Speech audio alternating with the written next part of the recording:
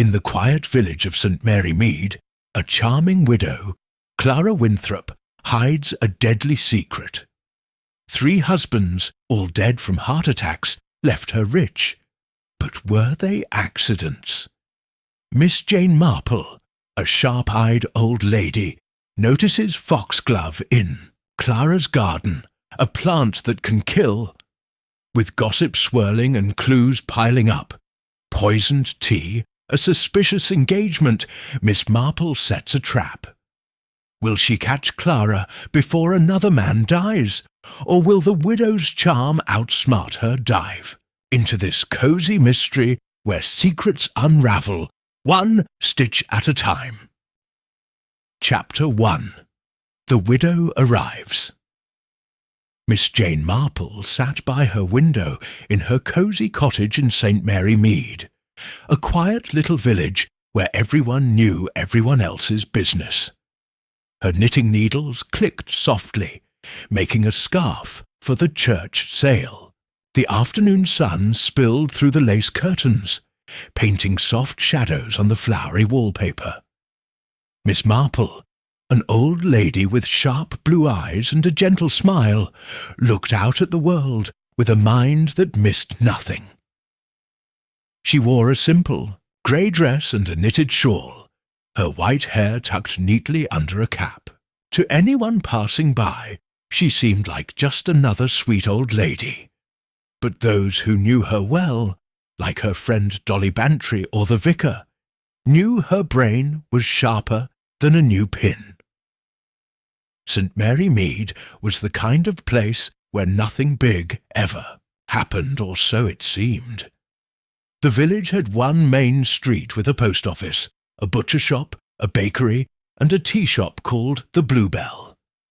The church sat at one end, its old stone tower poking up above the trees. People waved to each other, stopped to chat about the weather, or gossiped about who bought too much sugar at the store. But today, the village was buzzing with something new. A stranger had moved into Rose Cottage, a pretty house with a thatched roof and roses climbing up the walls. The stranger was Mrs. Clara Winthrop, a widow, and she was the talk of every tea table in St. Mary Mead. Miss Marple sipped her tea, her eyes on the street outside. She saw young Tommy, the butcher's apprentice, ride by on his bicycle, whistling a tune. She saw Mrs. Weatherby, the postmistress, hurrying along with a stack of letters, her face full of purpose. And she saw old Mr. Gibbs, the gardener, trudging toward Rose Cottage with his tools. Everyone was curious about the new widow. Miss Marple didn't need to leave her chair to know what they were saying. She had lived in St. Mary Mead long enough to understand how news travelled, like a breeze through the grass, soft but unstoppable. The story of Mrs. Clara Winthrop had reached Miss Marple's ears the day before, at the vicarage tea party. Mrs. Dolly Bantry, a cheerful woman with a loud laugh and a love for gossip, had leaned across the table, her eyes wide. "Jane, have you heard about the new lady at Rose Cottage?" she'd asked, her voice low but excited. "She's a widow, and not just once, 3 times. 3 husbands all dead, and all left her piles of money. Heart attacks, they say. But isn't that strange? 3 in a row." Mrs. Bantry's eyebrows went up, and she took a big bite of her scone, waiting for Miss Marple's reaction. Miss Marple had only smiled and said, "That is interesting, Dolly." But inside, her mind was already turning. 3 dead husbands, all from heart attacks. It was the kind of thing that sounded simple, but might hide something darker. She'd seen it before in St. Mary Mead. People who seemed ordinary, but carried secrets like shadows. There was the baker's wife who stole money from the church fund, and the young man who ran off with a married woman. Miss Marple didn't judge, but she noticed. She always noticed. Now, as she sat by her window, Miss Marple thought about Clara Winthrop. The village was full of stories already. Some said Clara was beautiful, with dark hair and eyes that sparkled like a cat's. Others said she was too charming, the kind of woman who made men forget their good sense. Mrs. Weatherby had told the tea party that Clara was in her late 40s, but she looked younger, with smooth skin and a graceful way of moving. She wears black dresses, mourning clothes, but they're fancy, Mrs. Weatherby had said, her nose wrinkling. Silk and lace, not like a proper widow. The vicar, a kind man who always saw the best in people, had said, Now, we mustn't judge. She's had a hard life, losing 3 husbands." Miss Marple's needles paused as she saw a figure walk past her gate. It was Clara Winthrop herself, stepping lightly down the street toward the post office. She wore a blacko dress that caught the light, and a small hat with a veil that didn't quite hide her face. She carried a parasol, though the sun wasn't strong, and her walk was confident, like she knew people were watching. Miss Marple leaned forward, her eyes sharp. Clara stopped to talk to Mr. Ellsworthy, the antique dealer, who was sweeping his shop's doorstep. He smiled broadly, tipping his hat, and Clara laughed, her voice soft but clear. Even from her window, Miss Marple could see the way Mr. Ellsworthy's face lit up. "Oh, my," Miss Marple murmured. "She does have a way about her." Miss Marple set her knitting down and poured another cup of tea. She thought about what she knew so far. Clara's first husband was Harold Grayson, a rich man who owned textile mills. He died 10 years ago, at 52, of a heart attack. The second was Edward Langley, a banker, dead at 48, also a heart attack. The third, Rupert Thornton, a retired army colonel, passed just last year at 50, another heart attack. All 3 were wealthy, and all 3 left Clara everything. No children, no other family to claim the money. It was enough to make anyone curious, even someone less nosy than the folks of St. Mary Mead. Miss Marple remembered a girl from her own village days, a pretty thing named Lily, who married a man much older than her. Lily's husband died suddenly, and people whispered, but nothing was ever proved. Lily moved away, and the whispers faded. Miss Marple wondered if Clara's story was like Lily's, or if it was something else entirely. She sipped her tea, her mind sorting through the bits and pieces of gossip like threads in her knitting. Gossip wasn't always true, but it often pointed to the truth, like a signpost on a twisty road. The doorbell rang, pulling Miss Marple from her thoughts. It was Mrs. Bantry, her cheeks pink from the walk. "Jane, I had to come," she said, bustling into the sitting room. "You'll never guess what I heard at the bakery." She plopped onto the sofa, her hat slightly crooked. Miss Marple smiled and offered her a biscuit. "Do tell, Dolly," she said, settling back in her chair. She knew Mrs. Bantry loved to share news, and Miss Marple loved to listen. Every word might hold a clue. Mrs. the Bantry said leaned forward her, voice a whisper though they were alone. Clara Winthrop was seen buying a lot of medicine at the chemist's. "Heart medicine, Mr. Pimthe," chemist said. "She said it's for her own heart, but she looks healthy as a horse. And did you know she's already made friends with Dr. Haydock? He's a widower, you know, and rich." Mrs. Bantry sat back, her eyes gleaming. "What do you think, Jane? Is she after another husband?" Miss Marple's lips twitched into a small smile. "It's too early to say, Dolly," she said, but her mind was busy. Dr. Haydock was a good man, kind and clever, but he was lonely since his wife died. A charming woman like Clara might catch his eye. And heart medicine. That was interesting. Miss Marple remembered a case years ago. A man who took too much of his medicine and died. The doctor called it an accident, but Miss Marple had her doubts. She wondered if Clara's husbands had taken medicine too. "Dolly," Miss Marple said, her voice gentle, "what else do we know about Mrs. Winthrop's husbands? Did anyone say how they died exactly?" Mrs. Bantry frowned, thinking.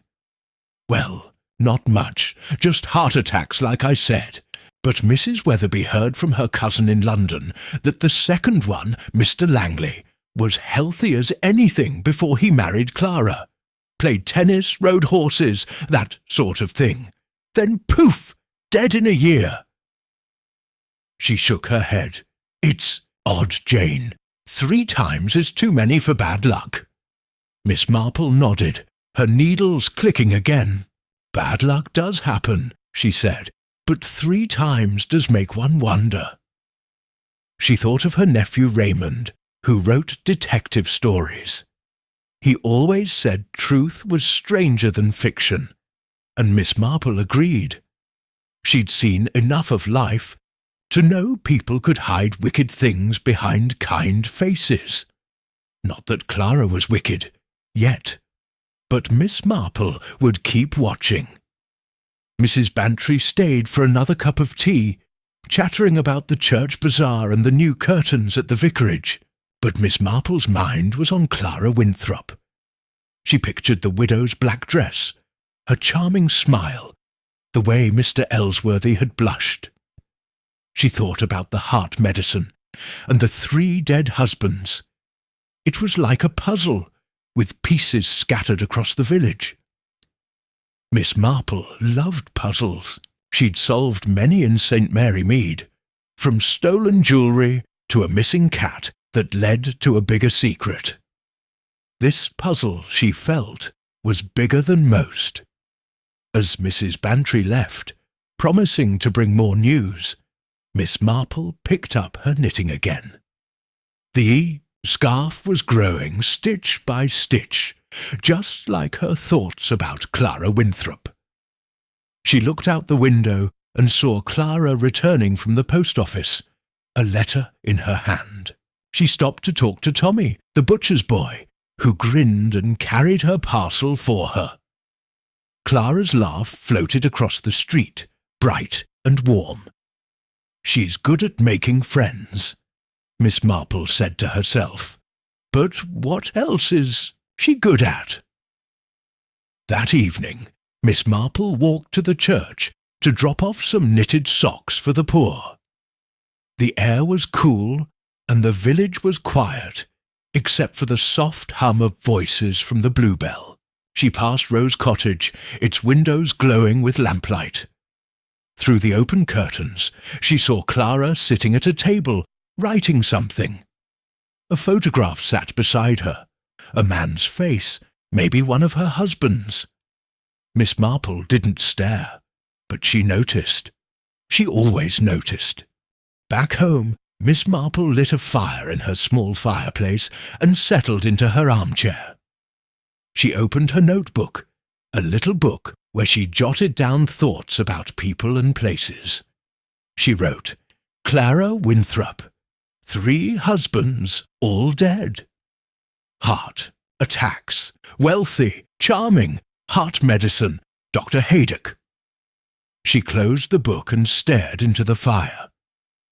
The village was peaceful again, but Miss Marple knew peace could hide trouble. She'd seen it before. A quiet face, a kind word, and a secret that could turn a village upside down. She thought of her old friend Miss Hartnell, who once said, "Jane, you see too much." Miss Marple had laughed, but it was true. She saw the little things, the glance, the pause, the word that didn't fit. And in St. Mary Mead, little things often led to big truths. Clara Winthrop was a mystery, and Miss Marple loved mysteries. She didn't know yet if Clara was a grieving widow, or something else, but she would find out. Stitch by stitch, clue by clue, she would unravel the truth. As the fire crackled, Miss Marple picked up her knitting again. The scarf was nearly done, but the puzzle of Clara Winthrop was just beginning. Tomorrow she'd visit the post office and talk to Mrs. Weatherby. She'd stop by the chemist and ask Mr. Pym about that heart medicine. And she'd keep an eye on Rose Cottage, where a widow with 3 dead husbands was settling into St. Mary Mead. The village might be quiet, but Miss Marple's mind was wide awake, ready for whatever secrets came next. Chapter 2. The Village Gossip. The morning sun peeked over the hills of St. Mary Mead, casting a golden glow on the cobblestone street outside Miss Jane Marple's cottage. She sat at her small kitchen table, sipping tea from a chipped china cup, her knitting needles resting on a half-finished scarf. Her blue eyes, sharp as ever, watched the world outside her window. A sparrow hopped on the garden path, and young Tommy, the butcher's apprentice, pedalled by on his bicycle, his cap tilted to one side. St. Mary Mead was waking up, and with it came the hum of gossip that Miss Marple knew so well. Today she was sure that gossip would be about Mrs. Clara Winthrop, the widow who had buried 3 husbands and now lived in Rose Cottage.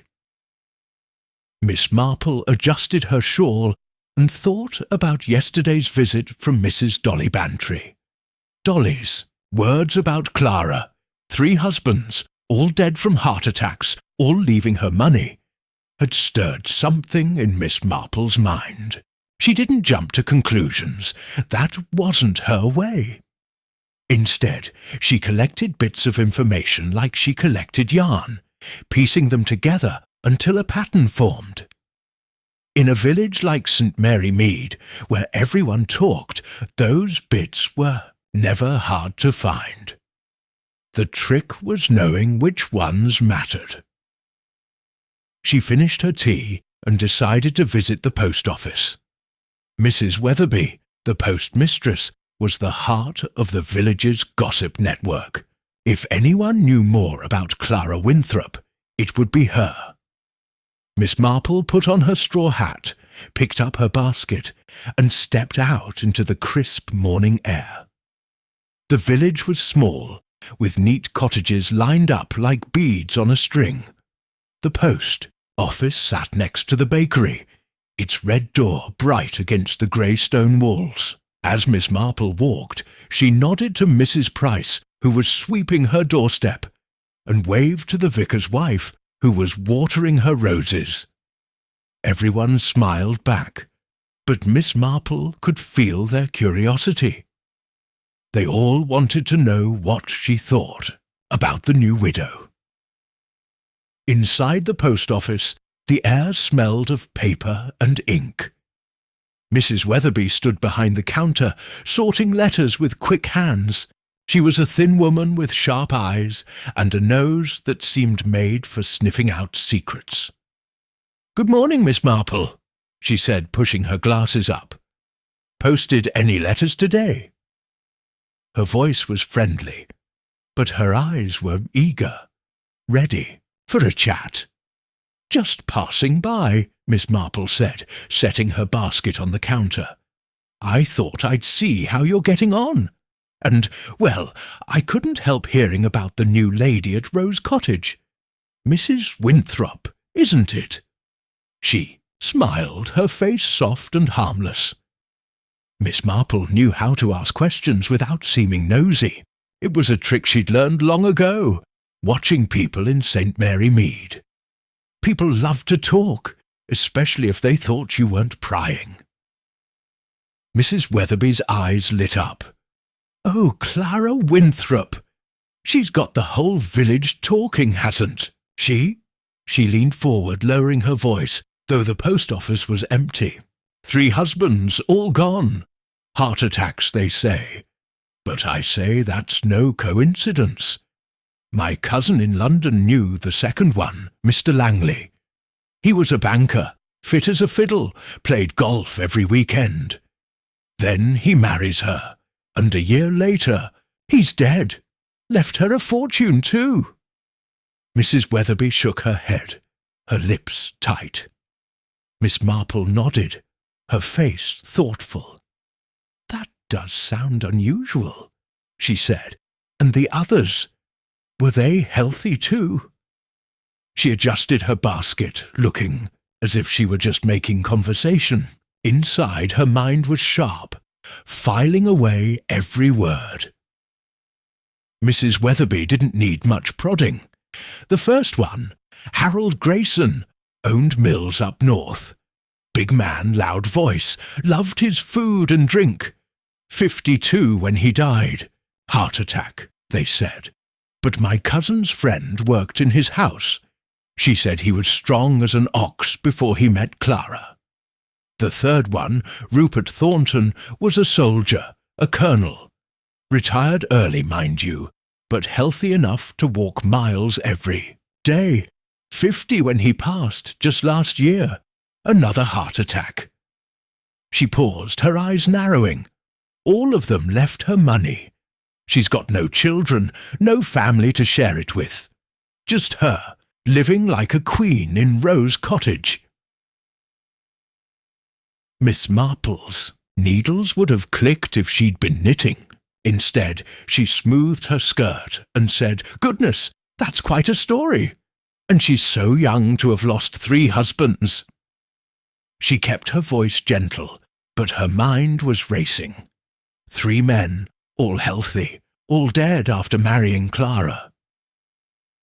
Reminded her of a woman she'd known years ago, a nurse who married a sickly man and inherited his house when he died suddenly. The village had whispered then too, but no one could prove anything. Miss Marple wondered if Clara's story was as innocent as it seemed. "She's not that young," Mrs. Weatherby said, sniffing. "Late 40s, I'd say, though she looks younger. All that money buys nice dresses and face creams, doesn't it? She came in here yesterday, posting a letter to London. Wore a black silk dress, fancy as anything, and a hat with a veil. Mourning, she calls it, but she doesn't look sad. Smiling at everyone, especially the men." Mrs. Weatherby's voice dropped lower. "She's already got Mr. Ellsworthy, the antique dealer, eating out of her hand. And Dr. Haydock was seen at her gate, talking for ages." Miss Marple raised an eyebrow. "Dr. Haydock? Well, he's a kind man. Perhaps he was just welcoming her." But she made a mental note. Dr. Haydock was a widower, well off and lonely. If Clara was charming men already, he might be a target. Miss Marple thought of her nephew Raymond's detective stories, where widows sometimes had dark secrets. She didn't believe in stories, but she believed in people, and people could be dangerous. Mrs. Weatherby wasn't done. Kind or not, he's a man, and she's got a way with men. Even young Tommy from the butcher's shop is smitten. Carried her parcels yesterday, grinning like a fool. And old Mr. Gibbs, her gardener, says she's always asking him to plant fancy flowers. Foxglove she wants. Says it's pretty, but I don't trust her. She's too perfect. Mrs. Weatherby crossed her arms, satisfied she'd said her piece. "Foxglove," Miss Marple said, her voice light.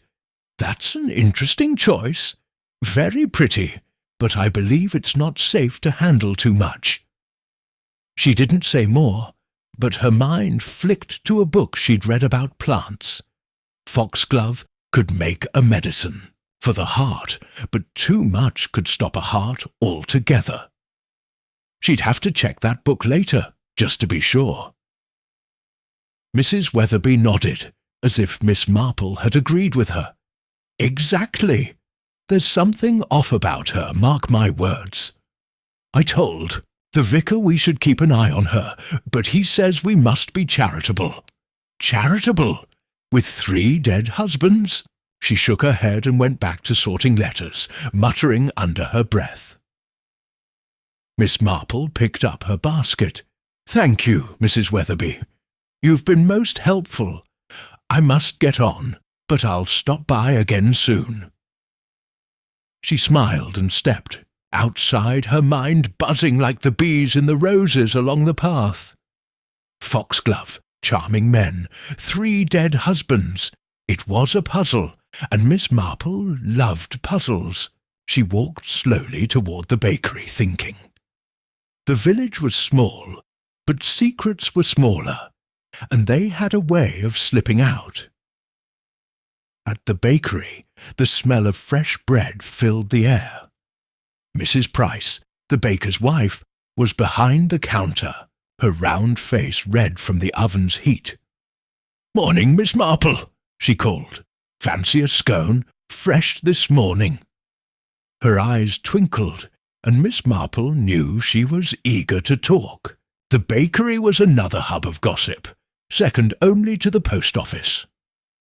"I'll take 2, please," Miss Marple said, setting her basket down. "And how's everything in the village?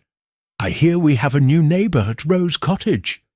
She kept, her tone casual, as if she hadn't just spent 10 minutes hearing about Clara from Mrs. Weatherby. Mrs. Price leaned forward, her voice low. "Oh, Mrs. Winthrop, she's a mystery, isn't she? Came in yesterday, bought a loaf and some buns, paid with a crisp new note, like she's got money to burn, wore a black dress, all fancy, and smiled so sweet I almost forgot she's buried 3 husbands." She handed Miss Marple the scones, wrapped in paper. "My husband says she's bad luck, but I say it's more than luck. 3 heart attacks. That's not normal." Miss Marple nodded, tucking the scones into her basket. "It does seem unusual," she said. "Did she say anything about her husbands? Or why she came to St. Mary Mead?" She adjusted her hat, looking like she was just making small talk. Mrs. Price shook her head. "Not a word about them. Just said she wanted a quiet life after all her troubles. Troubles with all that money.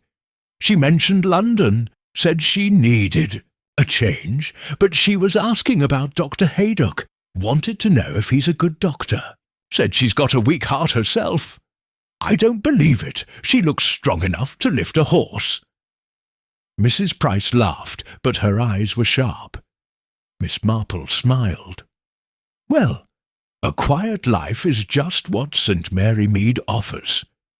Thank you, Mrs. Price." She paid for the scones and stepped outside, her mind turning over the new information. Clara was asking about Dr. Haydock, claiming a weak heart. That matched what Mrs. Bantry had said about the heart medicine. Miss Marple thought of a young woman she'd known years ago, who claimed to be ill to get attention, but turned out to be hiding something else. Was Clara playing a similar game? She walked past Rose Cottage on her way home. The garden was tidy, with roses climbing the walls and a patch of herbs near the gate. Miss Marple paused, pretending to admire the flowers. She saw Mr. Gibbs, the gardener, digging in the herb patch. He was an old man, grumpy but honest, with dirt-stained hands and a straw hat. "Morning, Mr. Gibbs," she called, waving. He looked up, wiping his brow. "Morning, Miss Marple. Fine day, isn't it?" His voice was gruff, but he liked Miss Marple. She always asked about his roses. "Lovely," she said, stepping closer. "That's a nice herb garden. Are those foxgloves Mrs. Winthrop asked for?" She pointed to a cluster of tall plants with pink flowers, keeping her voice light. Mr. Gibbs frowned. "Aye, she's mad for them. Says they're pretty, but I don't like 'em. Odd plants not right for a proper garden." He shook his head and went back to digging. Miss Marple didn't press him, but her mind noted his unease. Foxglove again. It was a small clue, but in St. Mary Mead, small clues often led to big truths. Back at her cottage, Miss Marple sat by the fire and opened her notebook. She wrote, "Clara Winthrop, 3 husbands, all dead, heart attacks, healthy before marriage, foxglove in garden, asking about Dr. Haydock, heart medicine." She closed the book and stared into the flames. The village was full of talk, but talk wasn't proof. She needed more, something solid, like the time she found a stolen ring hidden in a teapot. Clara was charming, but charm could hide secrets. That afternoon, Miss Marple went to the church to help with the bazaar preparations. The vicar's wife, Mrs. Clement, was arranging tables, her face flushed.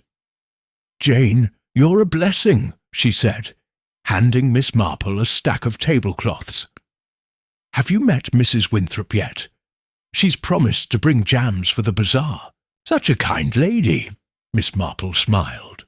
"Not yet, but I hear she's lovely. The village is quite taken with her." She smoothed a tablecloth, her eyes on Mrs. Clement. "Some say she's had a hard life, losing 3 husbands." Mrs. Clement sighed. "Yes, poor thing. The vicar says we must be kind, but people do talk. I saw her with Mr. Ellsworthy yesterday, laughing like old friends. And Dr. Haydock's been to her house twice, checking on her health, he says." She shook her head. "I hope she finds peace here." Miss Marple nodded, but her mind was busy. Clara was moving fast, charming the villages, men. She thought of a girl from her youth, a flirt who caused trouble wherever she went. Clara wasn't a girl, but she had that same power. Miss Marple would watch her closely, just as she'd watched that girl years ago. As she walked home, the village was quiet. The sun dipping low, Rose Cottage glowed with lamplight, and Miss Marple saw Clara at the window, holding a cup of tea. Their eyes met for a moment, and Clara smiled, raising her cup. Miss Marple waved back, her face kind but her mind sharp. The gossip was growing, and so was the puzzle. She'd keep listening, keep watching, until the pieces fit together. In St. Mary Mead, the truth always came out, one whisper at a time. Chapter 3. An Invitation to Tea. The sun hung low over St. Mary Mead, painting the village in soft gold. Miss Jane Marple stood at her garden gate, clipping a few roses for her sitting room. Her hands moved slowly, but her blue eyes were sharp, scanning the street. She wore a simple grey dress and her favourite shawl, her white hair tucked under a neat hat. To anyone passing by, she looked like a harmless old lady, but her mind was busy, piecing together the puzzle of Mrs. Clara Winthrop, the widow who had buried 3 husbands and now lived in Rose Cottage. It had been 2 days since Miss Marple's visit to the post office, where Mrs. Weatherby had shared gossip about Clara's past. 3 husbands, all dead from heart attacks, all leaving her. Money. The village was buzzing, and Miss Marple listened to every whisper. She'd learned about Clara's charm, her foxglove plants, and her interest in Dr. Haydock, the village doctor. It was like a jigsaw puzzle, and Miss Marple loved puzzles. She'd solved many in St. Mary Mead, from missing money to a stolen bicycle that led to a bigger secret. Clara's story felt bigger than most. This morning, a note had arrived, slipped under Miss Marple's door. It was from Clara Winthrop, written in neat, flowing handwriting on creamy paper. "Dear Miss Marple," it read, "I would be delighted if you could join me for tea at Rose Cottage this afternoon at 3. Just a few neighbours to get to know the village. Yours sincerely, Clara Winthrop." Miss Marple smiled as she read it. An invitation to tea was more than a polite gesture. In St. Mary Mead, it was a chance to watch, to listen, to learn. She tucked the note into her pocket and went back to her roses, her mind already planning. At 2:30, Miss Marple put on her best hat, a straw one with a small ribbon, and picked up her basket. She walked down the lane, passing cottages, with tidy gardens and the church with its old stone tower. The air smelled of grass and baking bread from the Bluebell Tea Shop. As she neared Rose Cottage, she saw its thatched roof and climbing roses, looking like a picture from a storybook. But Miss Marple knew stories could hide shadows, and she was ready to look for them. Clara opened the door before Miss Marple could knock. She was striking, with dark hair pinned up and eyes that sparkled like polished glass. Her black dress was silk, simple but elegant, with a lace collar that spoke of money. "Miss Marple, how lovely," Clara said, her voice warm as honey. "Please, come in." She smiled, showing perfect teeth, and stepped aside to let Miss Marple enter. The cottage was as pretty inside as out. The sitting room had flowery curtains, a polished wooden table, and a fireplace with a low fire crackling. On the mantel stood 3 framed photographs, 3 men, each staring out with serious eyes. Miss Marple's gaze lingered on them for a moment, but she didn't comment. Instead, she said, "What a charming home, Mrs. Winthrop. You've settled in nicely." Clara laughed, a soft sound like bells. "Call me Clara, please. I'm so glad you think so. It's been a whirlwind, moving here, but St. Mary Mead feels like home already."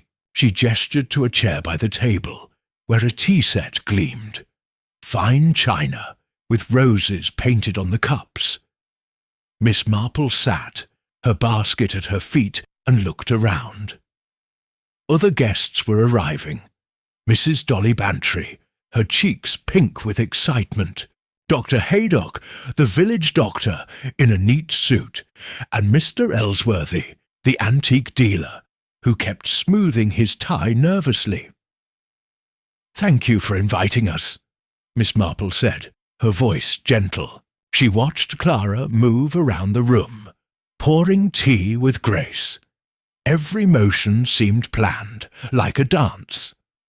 Miss Marple remembered a girl from her youth, a performer who could charm a crowd but hid a sharp temper. Clara's charm felt similar, warm on the surface, but with something underneath. Mrs. Bantry, never one to stay quiet, spoke up as she took a scone. "Clara, this cottage is just lovely. How ever did you find it?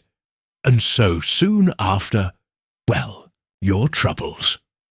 Her eyes flicked to the photographs on the mantel, then back to Clara. Dolly was kind, but she loved gossip, and Miss Marple knew she was fishing for a story. Clara's smile didn't falter. She sat down, smoothing her dress. "Oh, I needed a change," she said.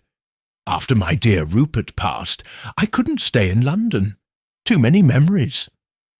She touched a handkerchief to her eyes, though Miss Marple noticed they were dry. "St. Mary Mead seemed perfect, quiet, friendly. I heard about Rose Cottage from a friend, and here I am." She looked around the table, her eyes lingering on Dr. Haydock, who smiled back. Dr. Haydock cleared his throat. "You've chosen well, Mrs. Winthrop. St. Mary Mead is a fine place to start fresh, and if you need a doctor, I'm just down the road." He chuckled, but Miss Marple caught the way Clara's eyes lit up. Dr. Haydock was a widower, kind and well off, with a big house and a good name. Miss Marple wondered if Clara saw him as more than a neighbour. Mr. Ellsworthy, who had been quiet, spoke up. "The cottage suits you, Mrs. Winthrop, and your garden. Those roses are splendid. My shop has some vases that would look perfect here." He blushed, his thin face turning pink. Clara smiled at him, and he looked ready to melt. Miss Marple sipped her tea, her eyes moving from face to face. Clara had a gift for making men feel special, and she used it well. The tea was strong, the scones buttery, and the conversation lively. Mrs. Bantry talked about the church bazaar. Dr. Haydock shared a story about a patient who ate too many apples, and Mr. Ellsworthy rambled about an old clock he'd found. Clara listened, nodding and smiling, asking just the right questions to keep everyone talking. But Miss Marple watched her closely. She noticed how Clara's hands moved, steady, careful, never spilling a drop. She saw the way Clara glanced at the photographs on the mantel, not with sadness but with something else, something quick and sharp. "Those are fine portraits," Miss Marple said, pointing to the photographs. "Your husband's, I presume." Her voice was soft, almost shy, but her eyes were steady. She wanted to see how Clara would answer. Clara's smile tightened for a moment, so quick most would miss it. "Yes," she said, her voice soft. "My dear Harold, Edward, and Rupert.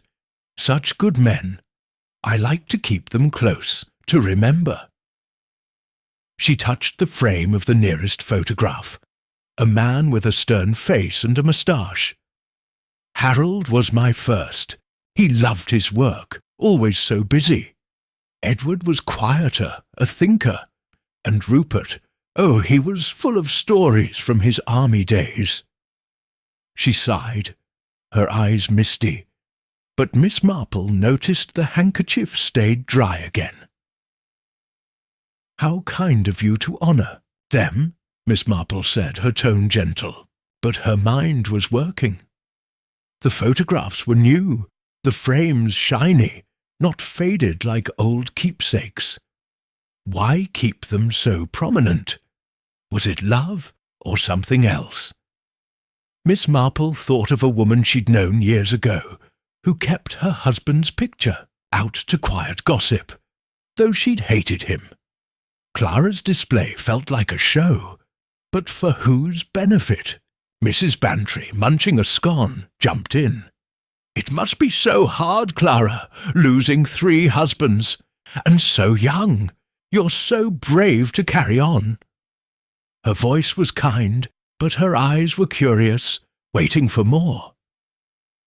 Clara smiled, a little sadly. "It's been difficult," she said. "But life goes on, doesn't it? I find comfort in small things. My garden, my books, and now new friends." She looked at Dr. Haydock as she said it, and he nodded, his face warm. Miss Marple's needles would have clicked if she'd had them. Instead, she sipped her tea, noting how Clara steered the talk away from her past. The conversation turned to village life. Dr. Haydock talked about the new nurse at his practice, and Mr. Ellsworthy offered to donate a lamp for the bazaar. Clara listened, asking questions that made everyone feel important. She asked Mrs. Bantry about her roses, Dr. Haydock about his patients, and Mr. Ellsworthy about his antiques. Each time, her smile was perfect, her voice just right. But Miss Marple saw something else. A quick glance, a pause, a moment when Clara's eyes seemed to calculate, like a shopkeeper counting coins. As the tea went on, Miss Marple noticed Clara's teapot. It was silver, old and heavy, with a tiny dent on one side. Clara poured from it carefully, offering each guest a cup. When she came to Dr. Haydock, she said, "I made this blend special for you, Doctor. A touch of mint, good for the heart." She smiled and he laughed, taking the cup. Miss Marple's eyes narrowed. Good for the heart? Or something else? She thought of the foxglove in Clara's garden, the plant Mrs. Weatherby had mentioned. Foxglove could help a heart, or stop it if used wrong. Miss Marple took a small sip of her own tea, tasting nothing unusual. But she watched Clara closely, noting how she hovered near Dr. Haydock, refilling his cup before he asked. "You're too kind, Mrs. Winthrop," he said, his face bright. Clara only smiled, but Miss Marple saw that quick look again, like a cat watching a bird. The tea party went on, with laughter and chatter filling the room. Mrs. Bantry told a story about her dog chewing a slipper, and Mr. Ellsworthy described a chair he'd sold to a lord. Clara was the perfect host, moving from guest to guest, her black dress rustling softly. But Miss Marple kept her eyes on the little things, the way Clara touched Dr. Haydock's arm, the way she glanced at the photographs, the way her smile never quite reached her eyes.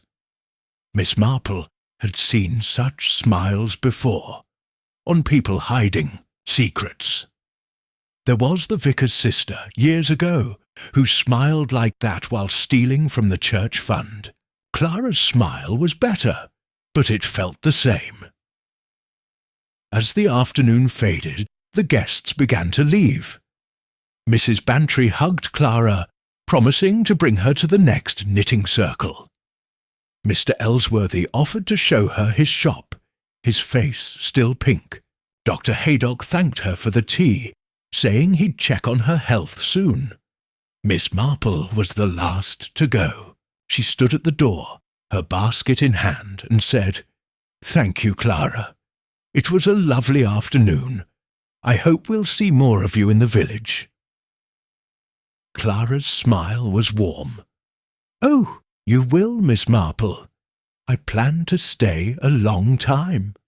Her eyes met Miss Marple's, and for a moment there was a challenge there, like two players in a game. Miss Marple smiled back, her face soft but her mind sharp. She walked home slowly, the village quiet under the evening sky. The air was cool, and the lights in the cottages glowed like stars. Miss Marple thought about the tea party, replaying every word, every look. The photographs, the teapot, the special blend for Dr. Haydock. It all felt like pieces of a puzzle. She remembered a case from years ago. A woman who poisoned her husband's tea, claiming it was an accident. The village had believed her, but Miss Marple hadn't. She wondered if Clara was as clever as that woman, or cleverer. At home, Miss Marple lit her fire and sat in her armchair. She opened her notebook and wrote, "Clara Winthrop, tea party. Charming, too perfect. Photographs of husbands, new frames. Special tea for Dr. Haydock. Foxglove in garden. Watching him closely." She closed the book and stared into the flames. Clara was playing a part, but what was it? A lonely widow, or something more dangerous? Miss Marple didn't know yet, but she would find out. In St. Mary Mead, secrets never stayed hidden for long, not when she was watching. She picked up her knitting, the needles clicking softly. The scarf was growing, and so was the mystery. Tomorrow she'd visit the library and look up foxglove in that botany book. She'd talk to Mr. Gibbs, the gardener, about those plants. And she'd keep an eye on Dr. Haydock, who seemed to like Clara's tea a little too much. The village was quiet, but Miss Marple's mind was awake, ready for the next clue in the puzzle of Clara Winthrop. Chapter 4. A Curious Discovery. The morning air in St. Mary Mead was crisp, with a hint of dew still clinging to the grass. Miss Jane Marple stood at her cottage window, her knitting needles quiet for once.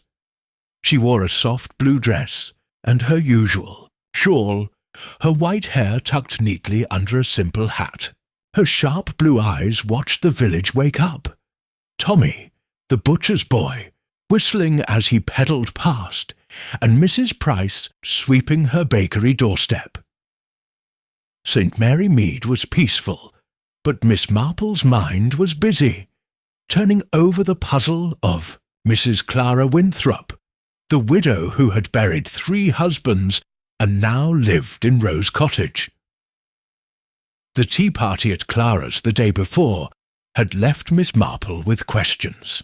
Clara's charm, her shiny new photographs of 3 dead husbands, and the special tea she'd poured for Dr. Haydock, it all felt like pieces of a jigsaw. Miss Marple loved jigsaws, especially the kind that hid secrets. She'd solved many in this village, from a missing necklace to a scandal about the vicar's cousin. Clara's puzzle was trickier, with 3 heart attacks and a fortune left behind. The village gossip, from Mrs. Weatherby at the post office to Mrs. Bantry's chatter, pointed to something odd. And then there was the foxglove, mentioned by Mr. Gibbs, the gardener. Miss Marple needed to know more. She sipped her tea, the cup warm in her hands, and decided to take a walk past Rose Cottage. A stroll was innocent enough, and Miss Marple was good at looking harmless while seeing everything.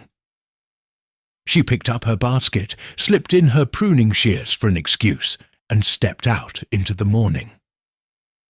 The village street was quiet, with roses nodding in cottage gardens and the church tower standing tall against the sky. As she walked, she waved to Mrs. Clement, the vicar's wife, who was pinning laundry on a line. "Lovely day, Jane," Mrs. Clement called. Miss Marple smiled back, her mind on Clara. Rose Cottage came into view, its thatched roof golden in the sun. The garden was tidy, with red and pink roses climbing the walls and a small herb patch near the gate. Miss Marple slowed her steps, pretending to admire the flowers. She saw Mr. Gibbs, Clara's gardener, digging in the herb patch. His straw hat was tilted back, and his face was red from effort. He was old, with rough hands and a grumpy way, but Miss Marple knew he was honest. She'd known him since he was a boy, pulling weeds for her own garden. "Good morning, Mr. Gibbs," she called, her voice light. She stepped closer, her basket swinging. "Your roses are looking fine this year. Mrs. Winthrop must be pleased." Mr. Gibbs looked up, wiping dirt from his hands. "Morning, Miss Marple," he said, his voice gruff. "Aye, the roses are doing all right, but she's got me planting all sorts of odd things. Says it's for looks, but I don't know." He shook his head, stabbing his spade into the soil. Miss Marple tilted her head, her face curious but kind. "Odd things, like those foxgloves you mentioned." She pointed to a cluster of tall plants with pink bell-shaped flowers, standing proud in the herb patch. She kept her tone soft, as if she were just chatting about flowers. But her mind was sharp, remembering what Mrs. Weatherby had said about foxglove. It was pretty, but dangerous. A plant that could help a heart or stop it cold. Mr. Gibbs frowned, leaning on his spade. "Aye, foxgloves. She's mad for 'em. Once more planted, says they're her favourite. But they give me the creeps. My old mum used to say they're bad luck, and I'm starting to believe her." He lowered his voice, glancing at the cottage. "She's always out here, checking on 'em, picking leaves sometimes. Says it's for tea or some such nonsense. Tea! Who makes tea from foxglove?" He snorted, but his eyes were uneasy. Miss Marple's heart gave a little jump, though her face stayed calm. Picking leaves? That was new. She remembered a book she'd read years ago about plants and their uses. Foxglove had a chemical, something doctors used for heart trouble, but too much could kill. She'd need to check that book, but first she wanted more from Mr. Gibbs. "That does sound strange," she said, smiling. "Does she pick a lot of those leaves? Maybe she's making a special blend." Her voice was teasing, but her eyes watched his face. Mr. Gibbs shrugged, digging again. "Dunno. She's got a little box she puts 'em in. Takes ascended a little box she puts 'em in, takes it inside. Don't know what she does with 'em, but it ain't right, if you ask me." He glanced at the cottage again, as if afraid Clara might hear. "She's nice enough, pays well, but there's something about her. Too smooth-like." Miss Marple nodded, her mind racing. A box of foxglove leaves. That was a clue worth keeping. She thought of the tea Clara had served Dr. Haydock, the special blend she'd mentioned at the tea party. Could it be connected? She kept her voice gentle. "Well, gardens are full of surprises, aren't they? Thank you, Mr. Gibbs. I'll let you get back to work." She smiled and moved on, her basket light but her thoughts heavy.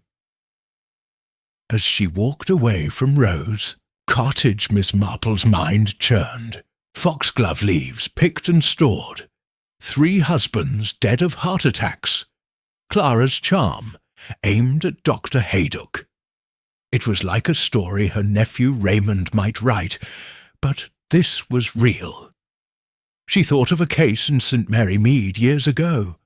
A farmer who died after eating bad mushrooms. Everyone called it an accident, but Miss Marple had wondered. Clara's foxglove felt like that. A mistake or something more. She headed toward the village hall, where the small library held a few old books. The hall was quiet, with only Miss Hartnell, a stern old lady, arranging chairs for a meeting. "Morning, Jane," Miss Hartnell said, her voice sharp. "Here, to borrow a book or stir up trouble." She smiled, but it was thin, like she meant it. Miss Marple chuckled. "Just a book, dear. Something about plants." She moved to the shelves, her fingers trailing over dusty covers. She found a worn botany book, its pages yellowed but clear. Sitting at a table, she flipped to the section on foxglove. The words were simple enough. Foxglove, also called digitalis purpurea, contains digitalis, a heart medicine, used in small doses to treat heart failure, but large doses can cause heart attack or death. Miss Marple's lips tightened. Heart attack, just like Clara's husband's. She closed the book, her mind busy. Digitalis could be made from foxglove leaves, and Clara was picking them. Was it for medicine or something else? Miss Marple thought of a nurse she'd known, who gave a patient too much medicine by mistake, or so she claimed. The village believed her, but Miss Marple didn't. She wondered if Clara was making the same kind of mistake. Back at her cottage, Miss Marple sat by the fire, her notebook open. She wrote, "Foxglove in Clara's garden. Leaves picked, stored in a box. Digitalis, heart medicine or poison. 3 husbands, heart attacks. Tea for Dr. Haydock." She tapped her pencil, thinking. The clues were piling up, but they weren't proof. Gossip wasn't enough, and neither was a plant. She needed something solid, like the time she found a hidden letter that solved a theft. The doorbell rang, and Mrs. Dolly Bantry burst in, her hat crooked and her face full of news. "Jane, you won't believe it," she said, flopping onto the sofa. "I just saw Clara at the chemist's, buying more of that heart medicine. Mr. Pym says she gets it all the time, says it's for her own heart, but she looks healthy as a horse." Dolly's eyes were wide, her voice a whisper. "Do you think she's up to something?" Miss Marple poured tea, her face calm. "It's hard to say, Dolly," she said, but her mind was racing. Heart medicine, again. Was Clara taking it or giving it to someone else? She thought of Dr. Haydock, sipping Clara's special tea. "What else did you see?" she asked, handing Dolly a cup. Dolly took a sip, eager to talk. She was charming Mr. Pym, smiling and asking about his family. He was all red, like a schoolboy. And she bought a big bottle of that medicine, said it was for her weak heart. Weak heart, my foot. She was carrying a heavy basket, not even, out of breath. Dolly shook her head, and she asked about Dr. Haydock again. Wanted to know if he's free for dinner. "Jane, I think she's after him." Miss Marple's eyes narrowed, though she smiled. "Dr. Haydock is a sensible man," she said, but she wasn't so sure. Men could lose their sense around a woman like Clara. She remembered a young man in the village, charmed by a pretty face, who got into trouble over money. Clara's charm was stronger, and so was the danger. Dolly stayed for an hour, talking about the bazaar and Clara's fancy dresses. But Miss Marple's thoughts were on Foxglove and heart attacks. After Dolly left, she walked to her garden, where her own roses grew. She clipped a few, thinking of Clara's herb patch. Foxglove was pretty, but deadly. Was Clara growing it for beauty, or for something else? Miss Marple didn't know yet, but she'd find out. That evening, she sat by her fire, knitting the scarf again. The needles clicked, steady as her thoughts. She pictured Clara's garden, Mr. Gibbs's uneasy face, the shiny photographs of 3 dead men. The village was full of whispers, but Miss Marple needed more than whispers. Tomorrow, she'd talk to Dr. Haydock, ask about heart medicine. She'd visit Mr. Gibbs again, see if he'd noticed anything else. And she'd keep watching Clara, whose smile hid something sharp. The fire crackled, and Miss Marple's scarf grew longer. The puzzle was growing too, piece by piece. In St. Mary Mead, secrets didn't stay buried, not with Miss Marple around. She'd solved mysteries before, and this one, about a widow and 3 dead husbands, was just beginning to take shape. Chapter 5. The Doctor's Doubts. The morning sun spilled over St. Mary Mead, lighting up the cobblestone street outside Miss Jane Marple's cottage. She sat in her armchair, her knitting needles still for now, a cup of tea cooling on the table. Her grey dress was neat, her shawl draped over her shoulders, and her sharp blue eyes gazed out the window. The village was waking up, Tommy, the butcher's boy, zoomed by on his bicycle, and Mrs. Weatherby hurried toward the post office with a stack of letters. St. Mary Mead looked peaceful, but Miss Marple's mind was busy, piecing together the mystery of Mrs. Clara Winthrop, the widow who had buried 3 husbands and now lived in Rose Cottage. The past few days had given Miss Marple plenty to think about.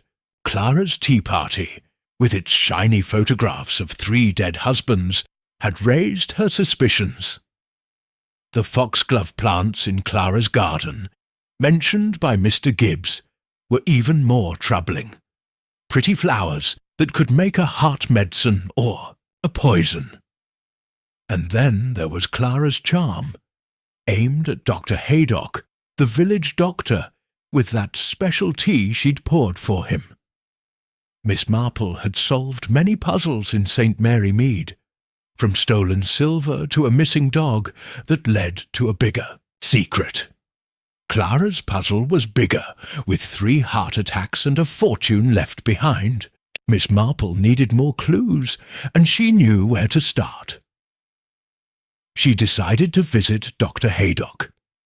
He was a kind man, a widower with a big house and a good heart, but maybe not enough sense when it came to charming women. If Clara was after him, as Mrs. Bantry suspected, Miss Marple wanted to know more about her and those heart attacks. She put on her straw hat, picked up her basket, and stepped out into the cool morning air. The village was quiet, with roses blooming in every garden, and the church tower standing tall. As she walked, she nodded to Mrs. Price, who was sweeping her bakery doorstep, and waved to the vicar, who was polishing the church gate. Everyone smiled, but Miss Marple felt their curiosity. The village was still buzzing about Clara. Dr. Haydock's house was at the edge of the village, a sturdy brick place with ivy on the walls. His office was in the front, with a sign that read, Dr. R. Haydock, Physician. Miss Marple knocked, her face calm, but her mind sharp.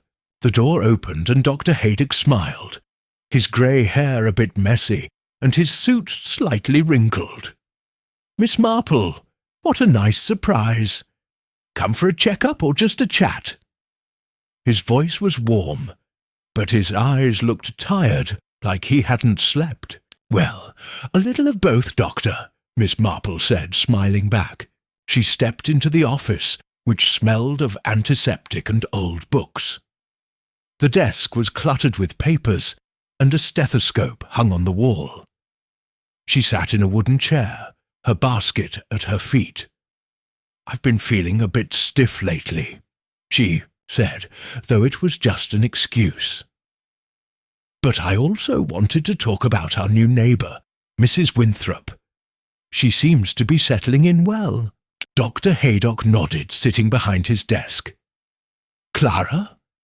Oh, yes, she's a charming lady.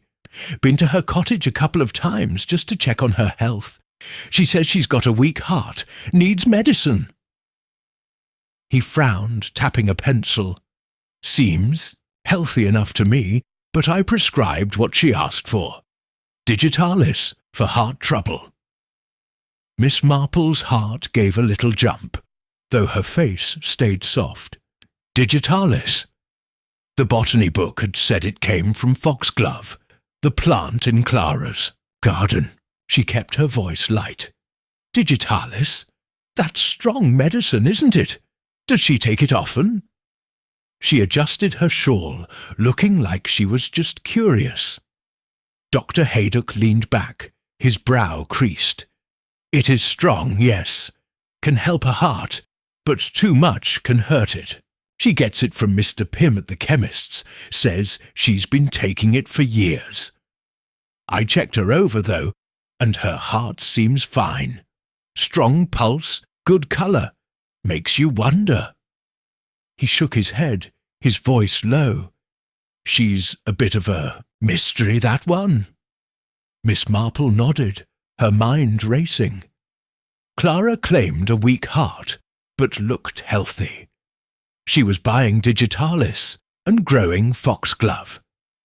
Miss Marple thought of a nurse she'd known years ago, who gave a patient too much medicine, claiming it was a mistake. The village believed her, but Miss Marple didn't. "Have you seen her prescriptions from before?" she asked, her tone gentle. "From her time in London, perhaps." Dr. Haydock's eyes narrowed. "Funny you mention that. I had a friend in London, a doctor. Look into her records. She's been getting digitalis for years, even before her third husband died. Always for her own heart, she says. But my friend said something else." He leaned forward, his voice dropping. He got hold of the death certificates for her husbands, Harold Grayson, Edward Langley, Rupert Thornton, all listed as heart attacks, no autopsies. That's not unusual, mind you, but 3 in a row. It's odd. Miss Marple's fingers itched for her knitting needles, but she kept still. 3 heart attacks, she said softly, and all healthy men from what I hear. Mrs. Weatherby said Mr. Langley played golf, and Mr. Thornton walked miles every day. She looked at Dr. Haydock, her eyes steady. Could digitalis cause a heart attack if someone took too much? ... Haydock's face grew serious. It could. Digitalis strengthens the heart in small doses, but too much can make it beat wrong. Stop it even. Hard to spot unless you're looking for it. No one did autopsies on those men, so we'll never know. He paused, rubbing his chin. You're not suggesting Clara did something, are you? Miss Marple smiled, her face kind but her mind sharp. Oh, I'm just an old lady doctor, thinking out loud. But 3 is a lot of bad luck, isn't it? She didn't say more, but her words hung in the air.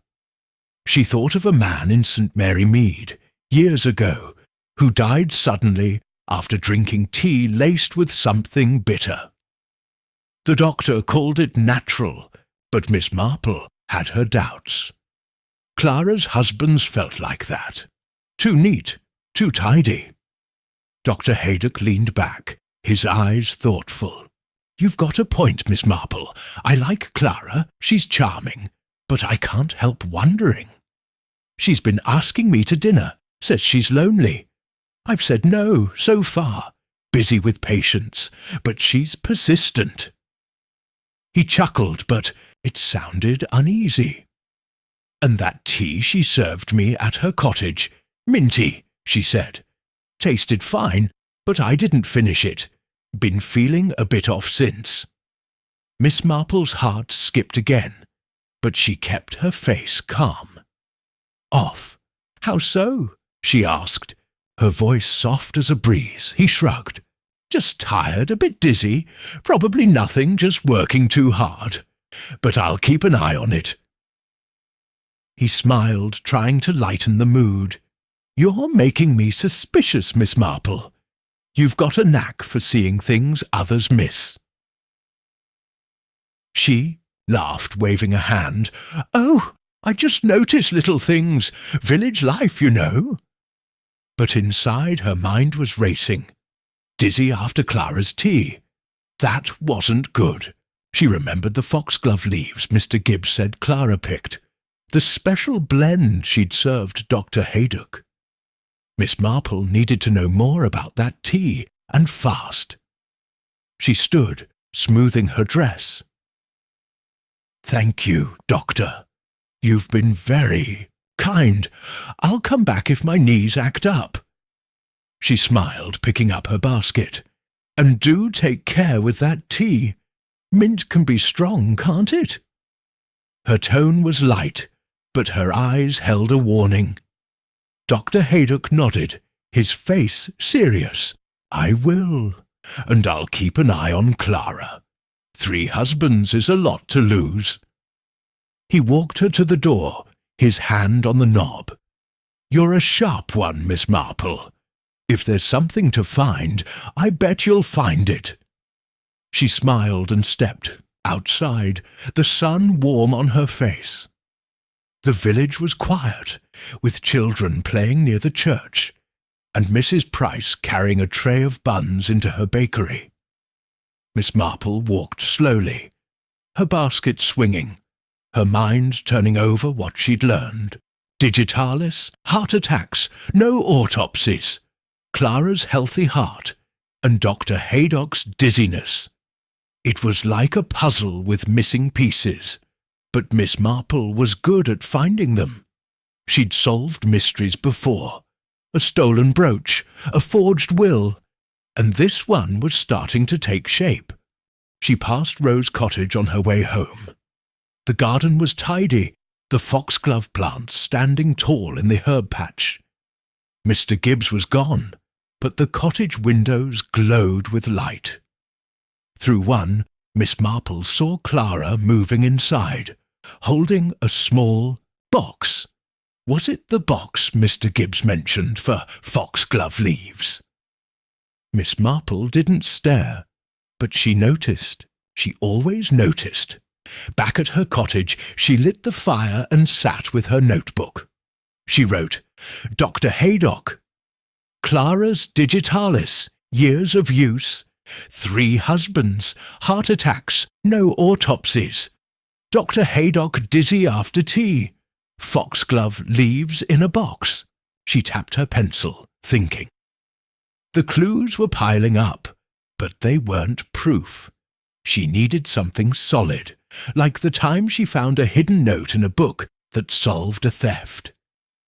The doorbell rang, and Mrs. Bantry burst in, her hat askew.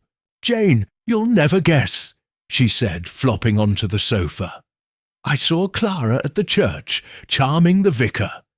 She's donating jam for the bazaar, and he was all smiles.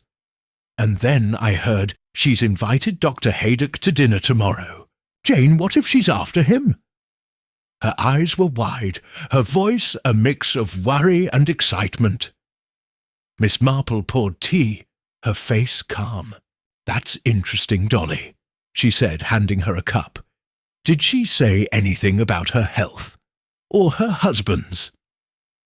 She kept her tone light, but her mind was sharp, filing away every word. Dolly shook her head. "Not a peep about them. Just talked about how lonely she is, how she wants friends. But she's got that look, Jane, like she's planning something. And Mr. Ellsworthy was there too, carrying her basket, blushing like a boy." She sipped her tea, frowning. She's got half the village under her spell. Miss Marple nodded, her thoughts on Dr. Haydock. If Clara was inviting him to dinner, she might try that tea again. Miss Marple thought of a woman in the village, years ago, who charmed men to get what she wanted. Clara was smoother, but the pattern was the same. "We'll keep an eye on her, Dolly," she said. "Dr. Haydock is sensible, but a little watching won't hurt." Dolly stayed for a while, talking about the bazaar and Clara's fancy dresses. But Miss Marple's mind was on digitalis and heart attacks. After Dolly left, she sat by the fire, her knitting needles clicking again.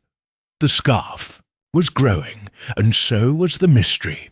Tomorrow she'd talk to Mr. Pym at the chemist's, ask about Clara's medicine. She'd check on Mr. Gibbs, see if he'd seen that box again. And she'd watch Dr. Haydock, make sure he stayed safe. The fire crackled, and Miss Marple's thoughts turned to Clara. A charming widow, a garden of foxglove, 3 dead husbands. It was a puzzle, and Miss Marple loved puzzles. In St. Mary Mead, secrets never stayed hidden for long, not with her sharp eyes watching. She'd find the truth, one clue at a time. Chapter 6. The Widow's Charm. The sun shone bright over St. Mary Mead, making the village look like a picture from a storybook. Miss Jane Marple stood outside the church hall, her straw hat tilted against the light. Her grey dress was neat, her shawl draped over her shoulders, and her sharp blue eyes watched the crowd gathering for the church bazaar. Her knitting was tucked in her basket, but her mind was busy, piecing together the puzzle of Mrs. Clara Winthrop, the widow who had buried 3 husbands and now lived in Rose Cottage. The village was buzzing, and Miss Marple knew today would bring more clues. The bazaar was a big event in St. Mary Mead. Tables lined the church lawn, covered with jams, cakes, knitted scarves and old books. Children ran about laughing, while women chatted and men carried heavy boxes. Miss Marple loved the bazaar. It was a place to watch people, to catch the little looks and words that hid secrets. She'd solved mysteries here before, like the time she noticed a missing coin purse and found it in a flower pot, leading to a thief. Clara's mystery was bigger, with 3 heart attacks, a fortune, and foxglove plants that could be poison. Miss Marple was ready to watch her closely. She walked to a table where Mrs. Clement, the vicar's wife, was selling jam. "Morning, Jane," Mrs. Clement said, her face pink from the sun. "Your scarves are selling fast. Have you seen Mrs. Winthrop's stall? Her jams are a hit." She pointed across the lawn, where a crowd gathered around a table with bright jars of strawberry and plum jam. Miss Marple's eyes followed. There was Clara Winthrop, her black silk dress catching the light, her dark hair pinned under a small hat. She smiled, handing out jars, her voice sweet as she talked to buyers. Men lingered at her stall. Mr. Ellsworthy, the antique dealer, was there, his face red as he bought 3 jars. Young Tommy, the butcher's boy, stood nearby, holding a crate for her, grinning like a fool. Even the vicar was there, nodding as Clara spoke. Miss Marple's lips twitched. Clara had a gift, like a spider spinning a web, catching everyone. In it. "Thank you, Mrs. Clement," Miss Marple said, her voice soft. "I'll take a look." She moved toward Clara's stall, her basket light but her mind heavy. The past week had given her plenty to think about. Dr. Haydock's talk about digitalis, the heart medicine Clara bought, was troubling. He'd said her husbands, Harold Grayson, Edward Langley, Rupert Thornton, died of heart attacks with no autopsies. Clara claimed a weak heart, but looked strong. And then there was the foxglove in her garden, its leaves picked for a box, as Mr. Gibbs had said. Foxglove made digitalis, which could stop a heart if used wrong. Miss Marple thought of the tea Clara served Dr. Haydock and his dizziness after. It was a puzzle, and she needed more pieces. At Clara's stall, the air smelled of sweet jam and fresh grass. Clara looked up, her eyes sparkling. "Miss Marple, how lovely to see you," she said, her voice warm. "Would you like a jar? Strawberry's my best." She held up a jar, the red jam glowing in the sun. Her smile was perfect, but Miss Marple saw a quick flicker in her eyes, like a cat watching a mouse. "Thank you, Clara," Miss Marple said, taking the jar. "These look delicious. You've been busy, settling in and making all this." She kept her tone light, her face kind, but her eyes were sharp. She noticed Clara's hands, steady, no trembling, not like someone with a weak heart. She saw the way Clara leaned toward Mr. Ellsworthy, who was still at the stall, buying another jar he didn't need. "Oh, I love keeping busy," Clara said, her laugh soft like bells. It helps, you know, after all my losses."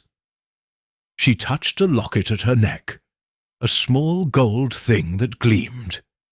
Miss Marple wondered if it held a picture of one of her husbands, or something else. Clara turned to Tommy, who was stacking crates. "Thank you, Tommy, you're such a dear," she said, and he blushed, nearly dropping a jar. Miss Marple smiled, but her mind was working. Clara's charm was like a net, catching men young and old. She thought of a girl in the village years ago who flirted her way out of trouble but got caught stealing. Clara was smoother, but the pattern was the same. Miss Marple decided to test her. "Your garden must help keep you busy," she said. "Mr. Gibbs says you're fond of foxglove. Such pretty flowers." Clara's smile didn't waver, but her eyes flicked to Miss Marple, quick and sharp. "Oh, yes, foxgloves are lovely," she said. "They add such colour. I asked Mr. Gibbs to plant more for balance, you know." She turned to Mr. Ellsworthy, handing him a jar. "You must come see my garden, Mr. Ellsworthy. It's quite pretty. Now." Mr. Ellsworthy's face lit up. "I'd love that, Mrs. Winthrop. Maybe tomorrow?" He fumbled with his wallet, dropping coins. Clara laughed, helping him pick them up, her hand brushing his. Miss Marple watched, her lips tight. Clara was moving fast, and Mr. Ellsworthy was an easy target. Rich, single, and shy, the crowd grew, and Clara's stall stayed busy. Miss Marple moved to a nearby table, pretending to look at knitted hats, but her eyes stayed on Clara. She saw the vicar buy 2 jars, his face bright as Clara thanked him. She saw Dr. Haydock approach, his suit neat but his eyes tired. Clara's smile grew wider. "Doctor, how kind of you to come," she said, handing him a jar. "This one's special, made with a touch of mint. Good for the heart." She winked and he chuckled, but Miss Marple's stomach tightened. Mint again, like the tea that made him dizzy. Dr. Haydock stayed, talking to Clara, his voice low. Miss Marple couldn't hear, but she saw Clara touch his arm, her laugh floating over the crowd. Miss Marple thought of a woman she'd known who charmed men to get money, then left them broke. Clara's charm was stronger and maybe more dangerous. Miss Marple needed to know what was in that jam, and that tea. She wandered to the edge of the bazaar, where Mr. Gibbs was selling plants. His table had pots of roses and herbs, but no foxglove. "Morning, Mr. Gibbs," Miss Marple said, her voice gentle. "Your plants are lovely. Did Mrs. Winthrop ask for more foxglove yet?" Mr. Gibbs grunted, wiping dirt from his hands. "Aye, she did, just yesterday. Wants a whole row of 'em now. Says it's for looks, but I don't like it. Those plants are trouble." He glanced at Clara's stall, his face sour. "She's got me digging up half the garden for her, and she's always out there picking those leaves, putting 'em in her box. Makes my skin crawl." Miss Marple's heart jumped, but her face stayed calm.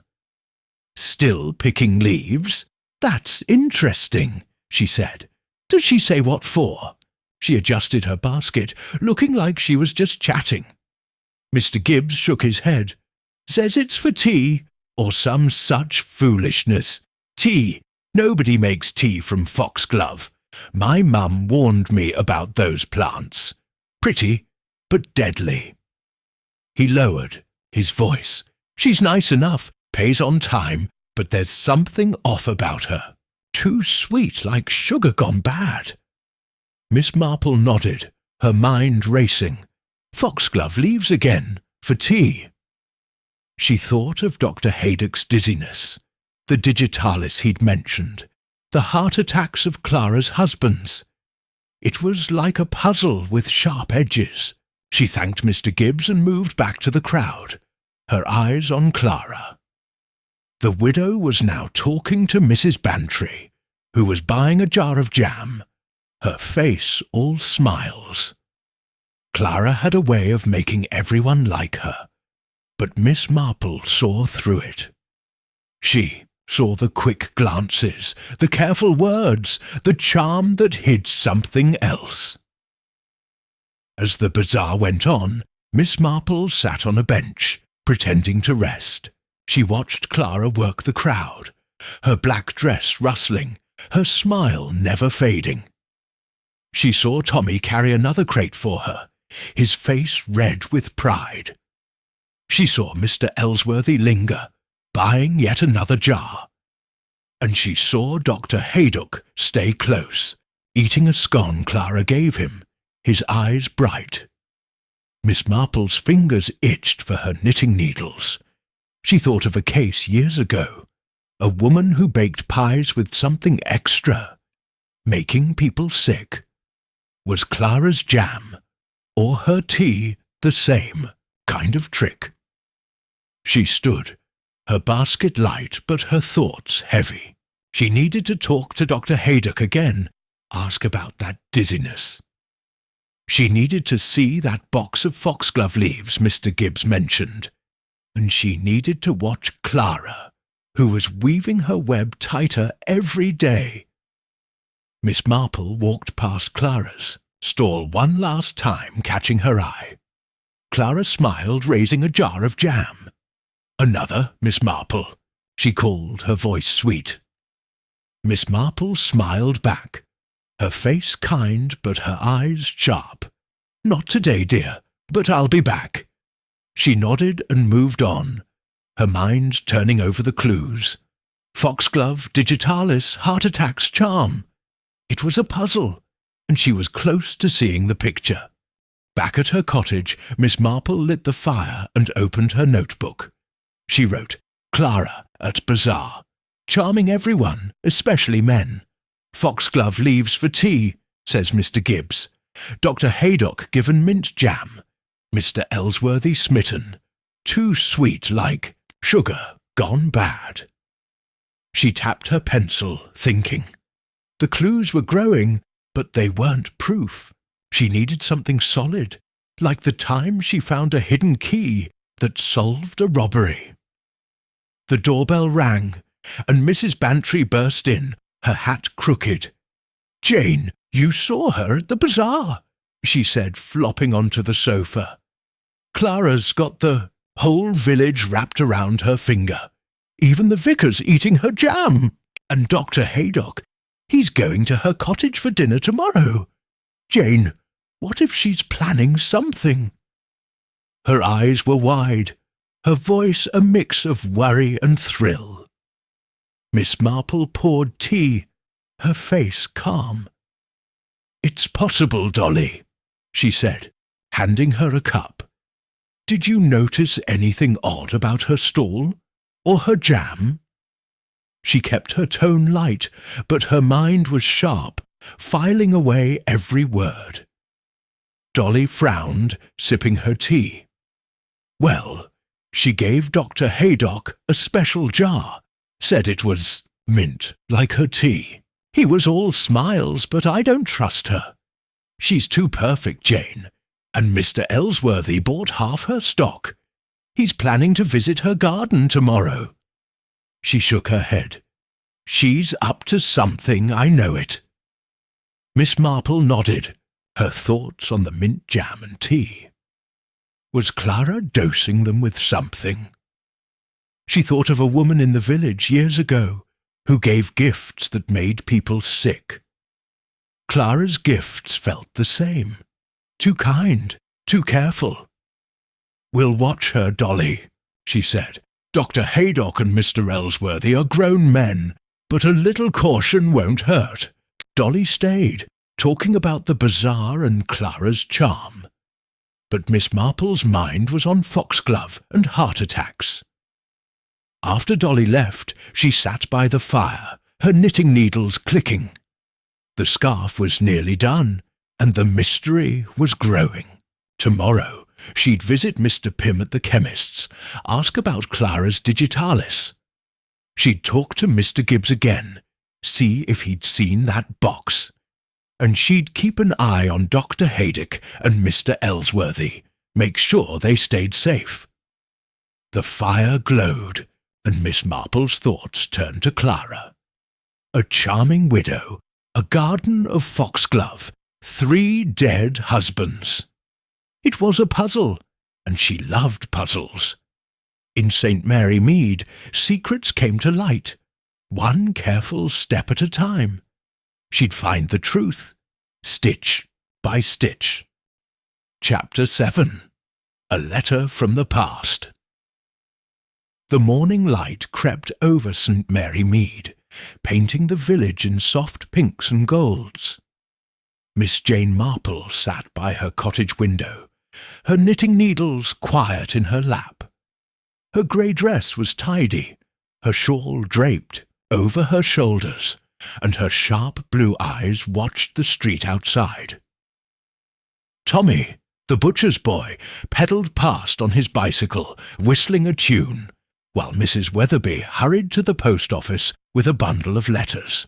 The village looked calm, but Miss Marple's mind was busy, piecing together the puzzle of Mrs. Clara Winthrop, the widow who had buried 3 husbands and now lived in Rose Cottage.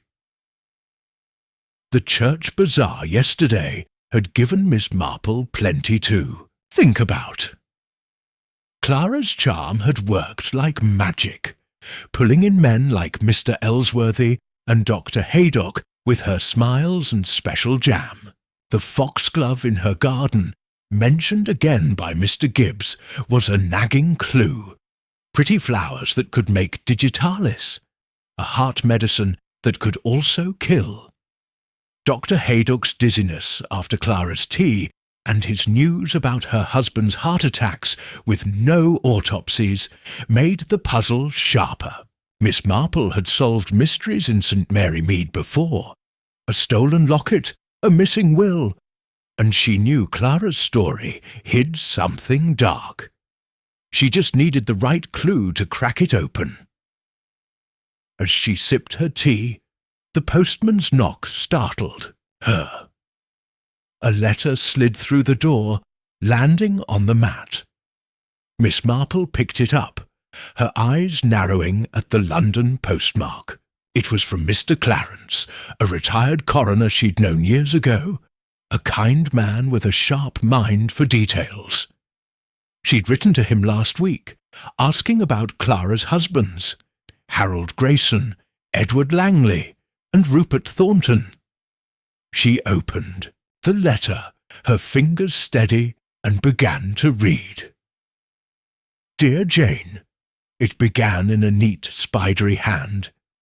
Your letter caught me by surprise, but I've looked into the matter of Mrs. Clara Winthrop's husbands.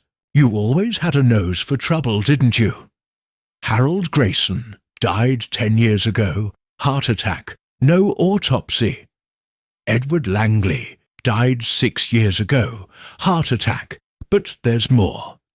A colleague of mine worked on his case and noted high levels of digitalis in his blood. Suspicious, but no one pushed for a full investigation.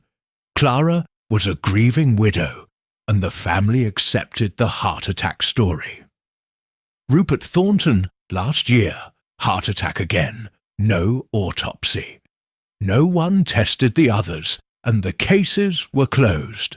Be careful, Jane. 3 heart attacks raise questions, especially with digitalis involved. Let me know if you need more. Yours, Clarence.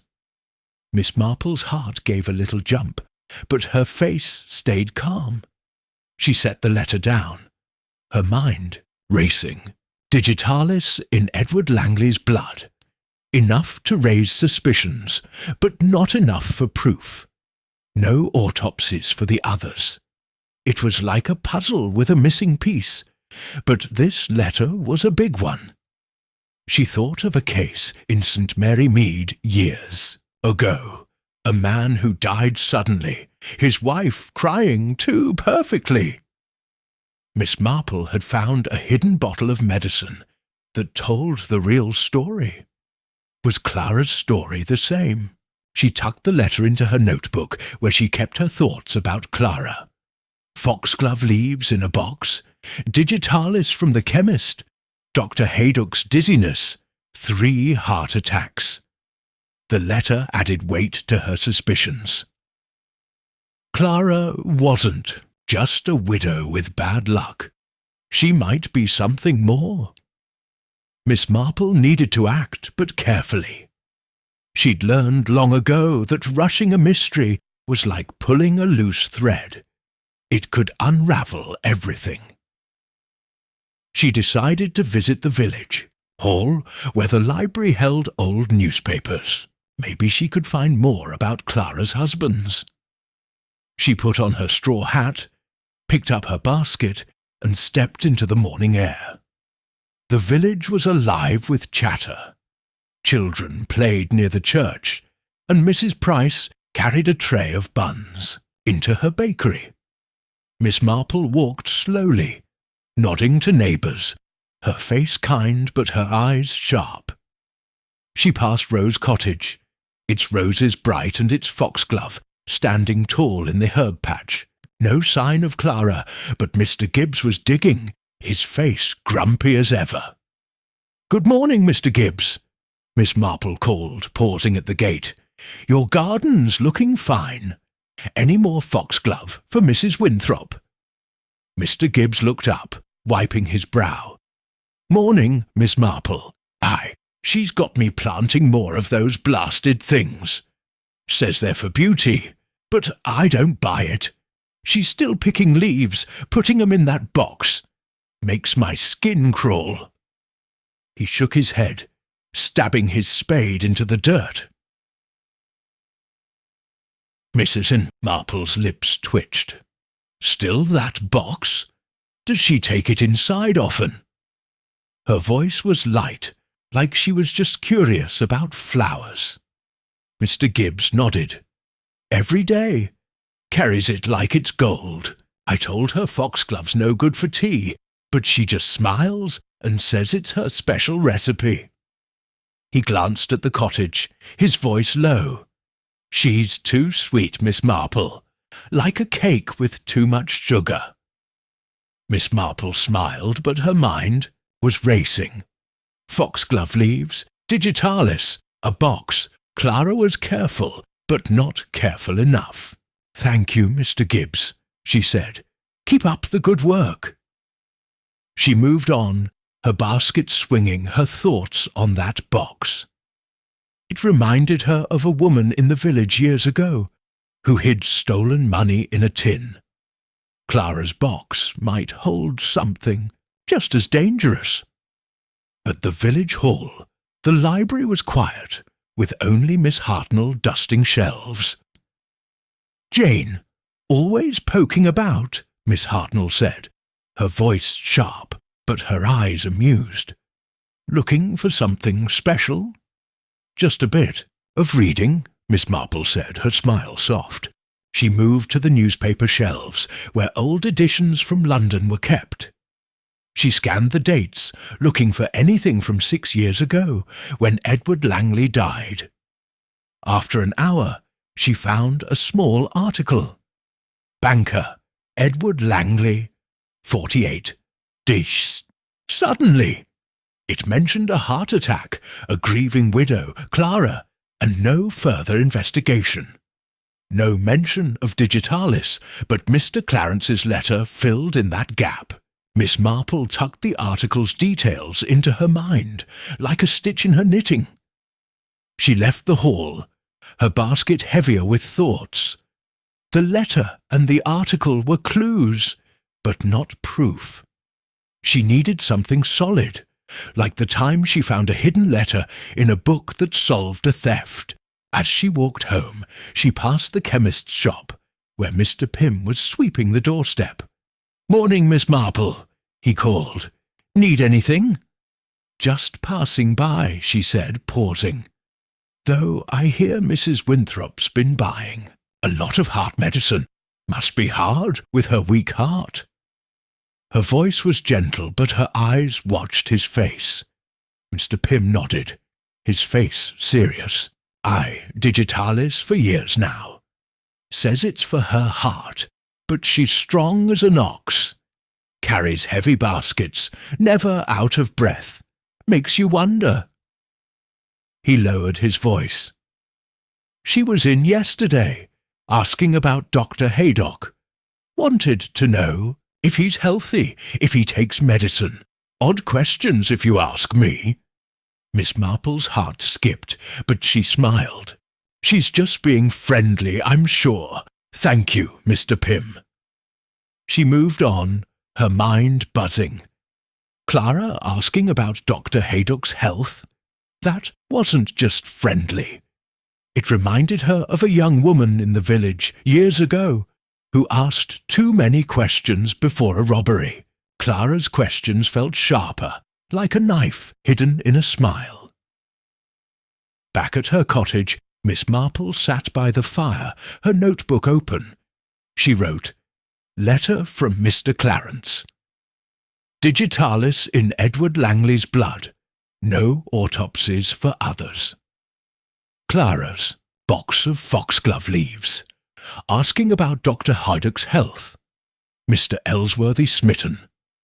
She tapped her pencil, thinking. The clues were piling up, like threads in a tangle.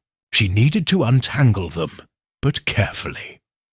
The doorbell rang, and Mrs. Dolly Bantry burst in, her hat askew and her face full of news. "Jane, you won't believe it," she said, flopping onto the sofa. "Clara's invited Mr. Ellsworthy to her cottage tomorrow to see her garden, and Dr. Haydock's going to dinner there tonight. She's moving fast, Jane. What if she's after them both?" Her eyes were wide, her voice a mix of worry and excitement. Miss Marple poured tea, her face calm.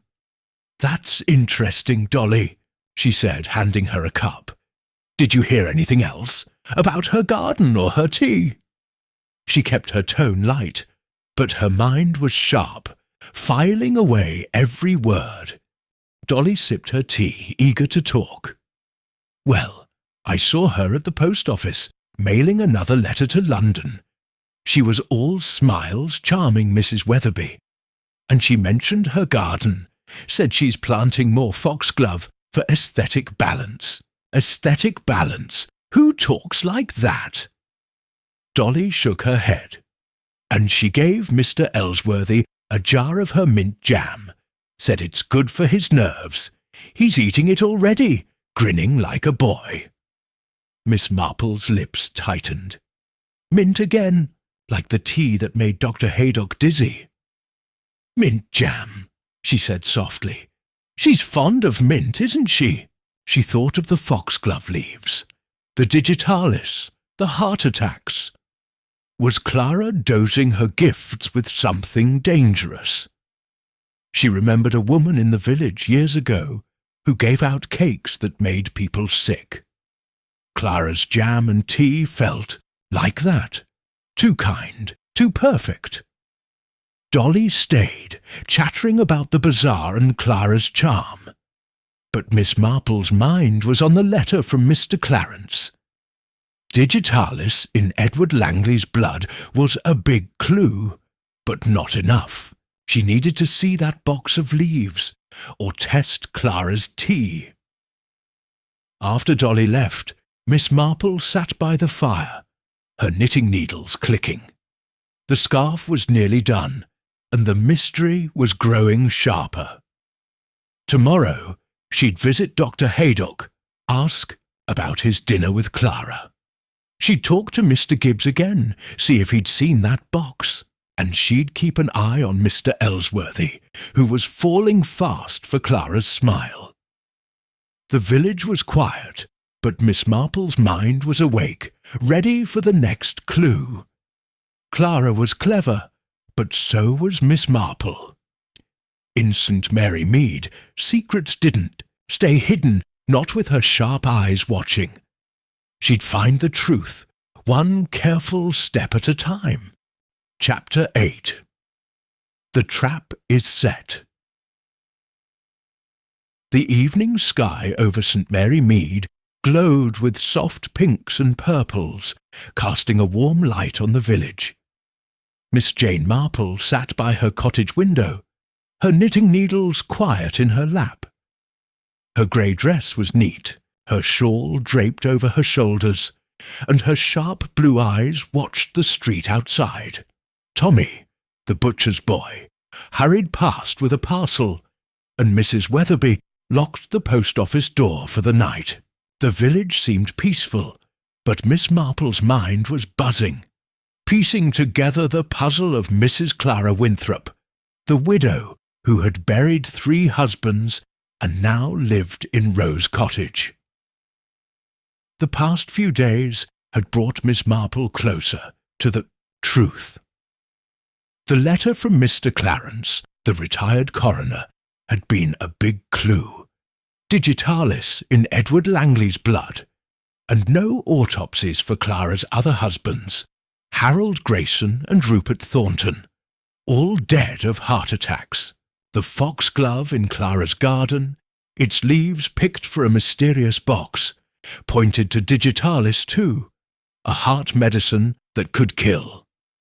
Dr. Haydock's dizziness after Clara's special tea, and her charm aimed at him and Mr. Ellsworthy, made the puzzle sharper.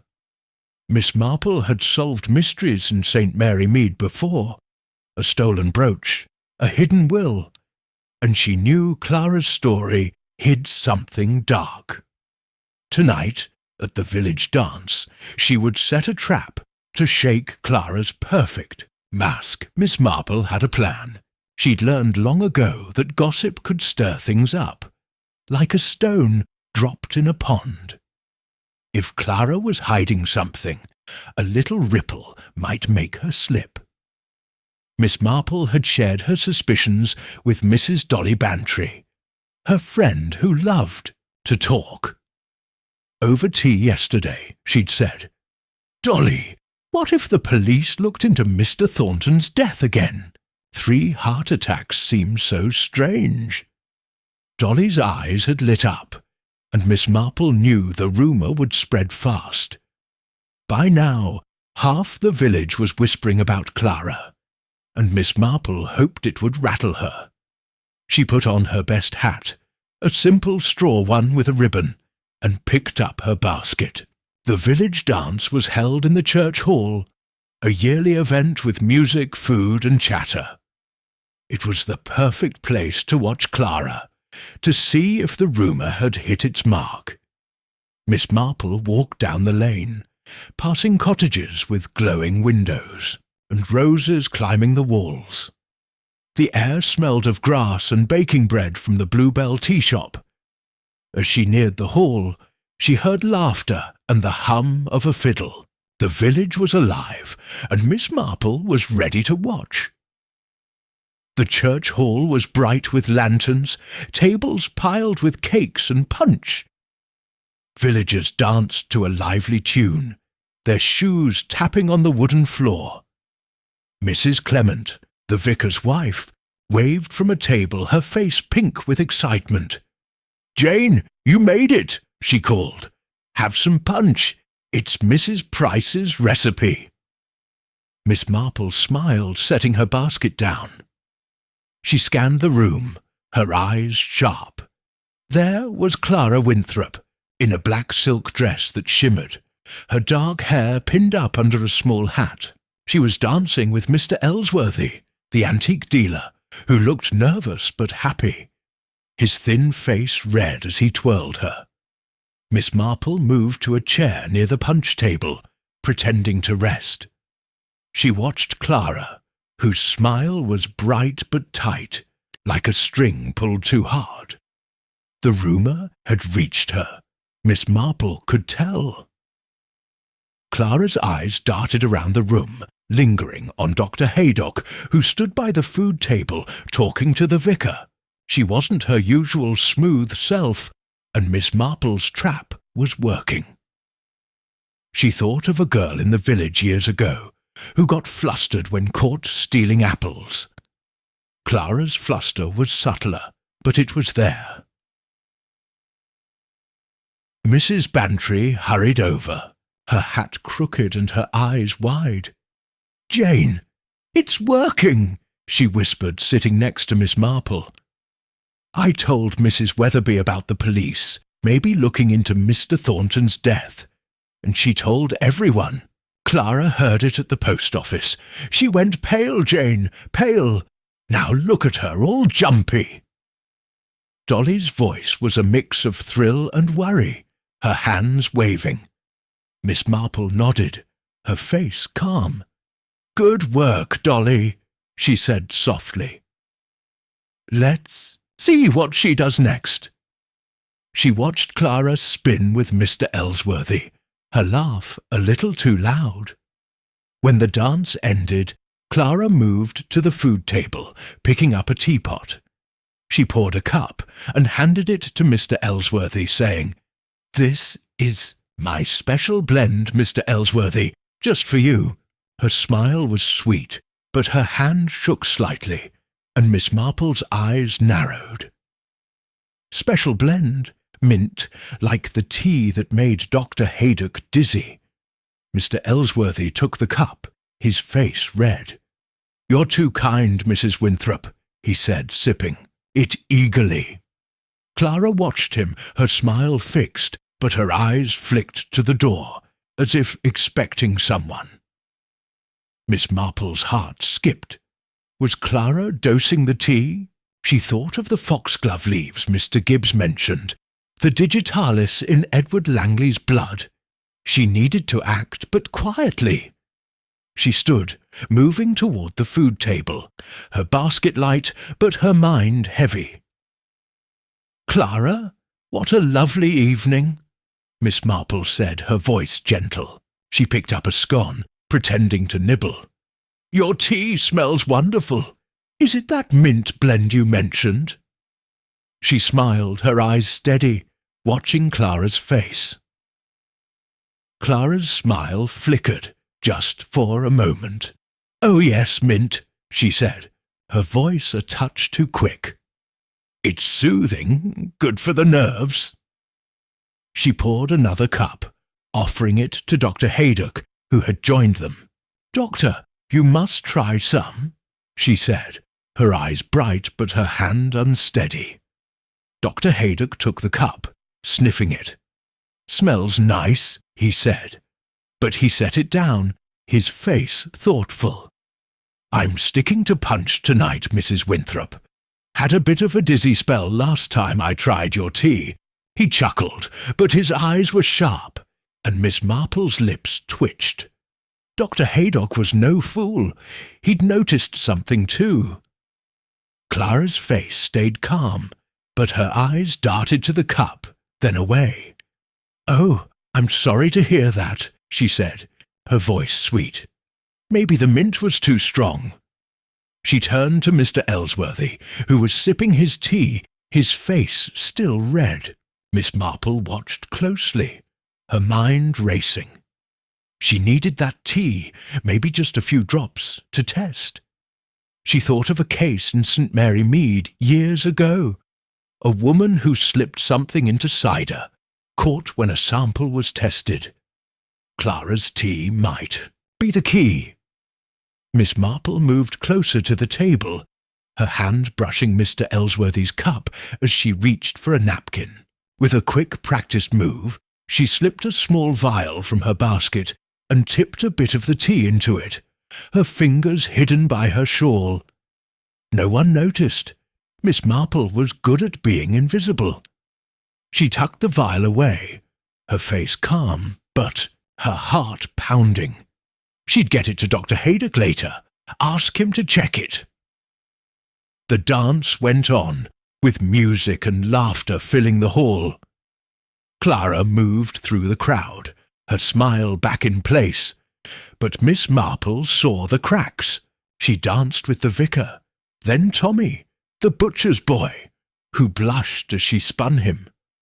But her eyes kept flicking to the door, and her laugh was too sharp. The rumour about the police had shaken her, and Miss Marple's trap was tightening. Mrs. Bantry leaned close, whispering, "Jane, did you see her face when Dr. Haydock didn't drink the tea? She looked scared, and Mr. Ellsworthy's drinking enough for both of them. What if she'd, you know?" Her voice trembled, but her eyes gleamed with excitement. Miss Marple patted her hand. "We'll watch, Dolly," she said softly. "Let's make sure Mr. Ellsworthy's all right." She kept her eyes on him, noting how he swayed a little, his face redder than before.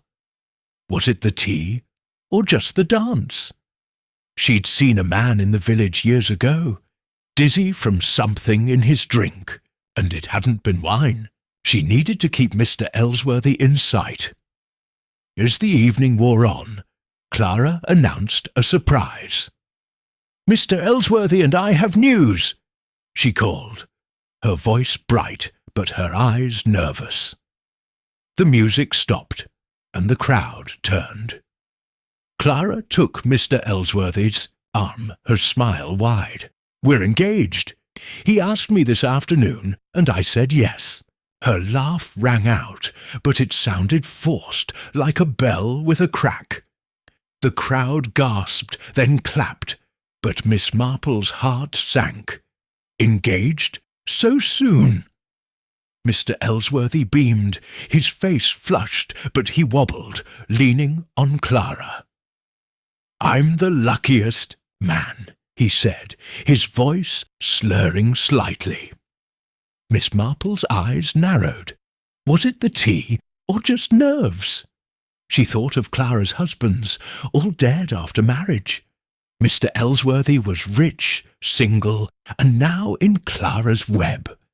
Dr. Haydock joined Miss Marple, his face serious. "That was quick," he muttered. "She's charming, but 3 husbands and now this. I'm worried, Miss Marple." He glanced at the vial in her basket, which she'd shown him quietly. "I'll test that tea tomorrow. If there's anything in it, we'll know." Miss Marple nodded, her face calm, but her mind racing.